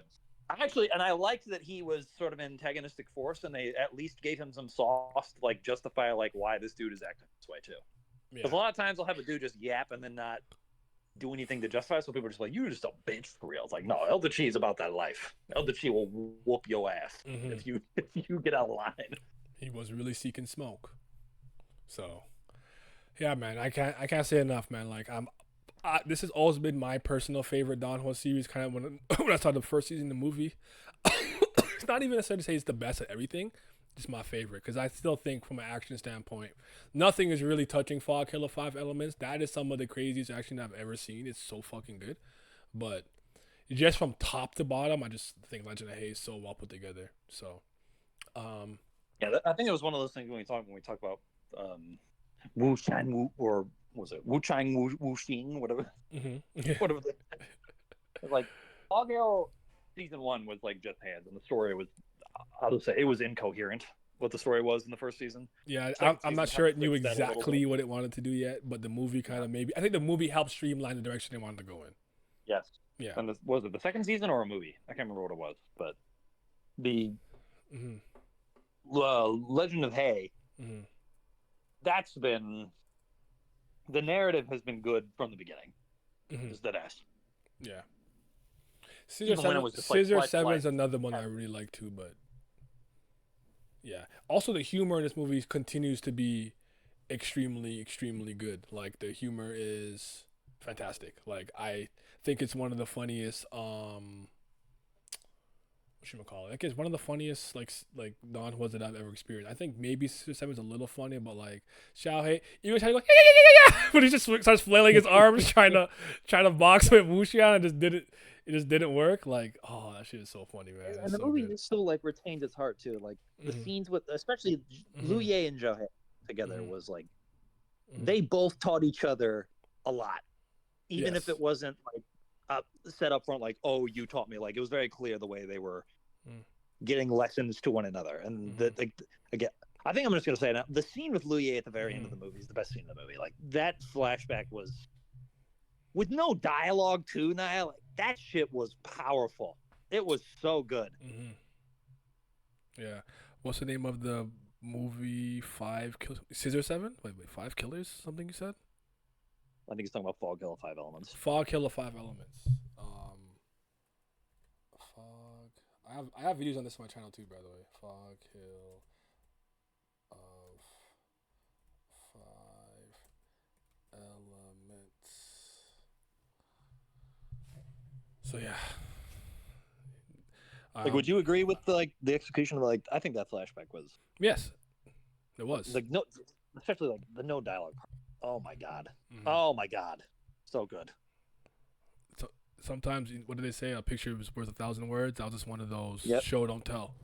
Just let it speak for itself. So yeah, I got you, man. I got you. So, but anything else you think we need to say about it?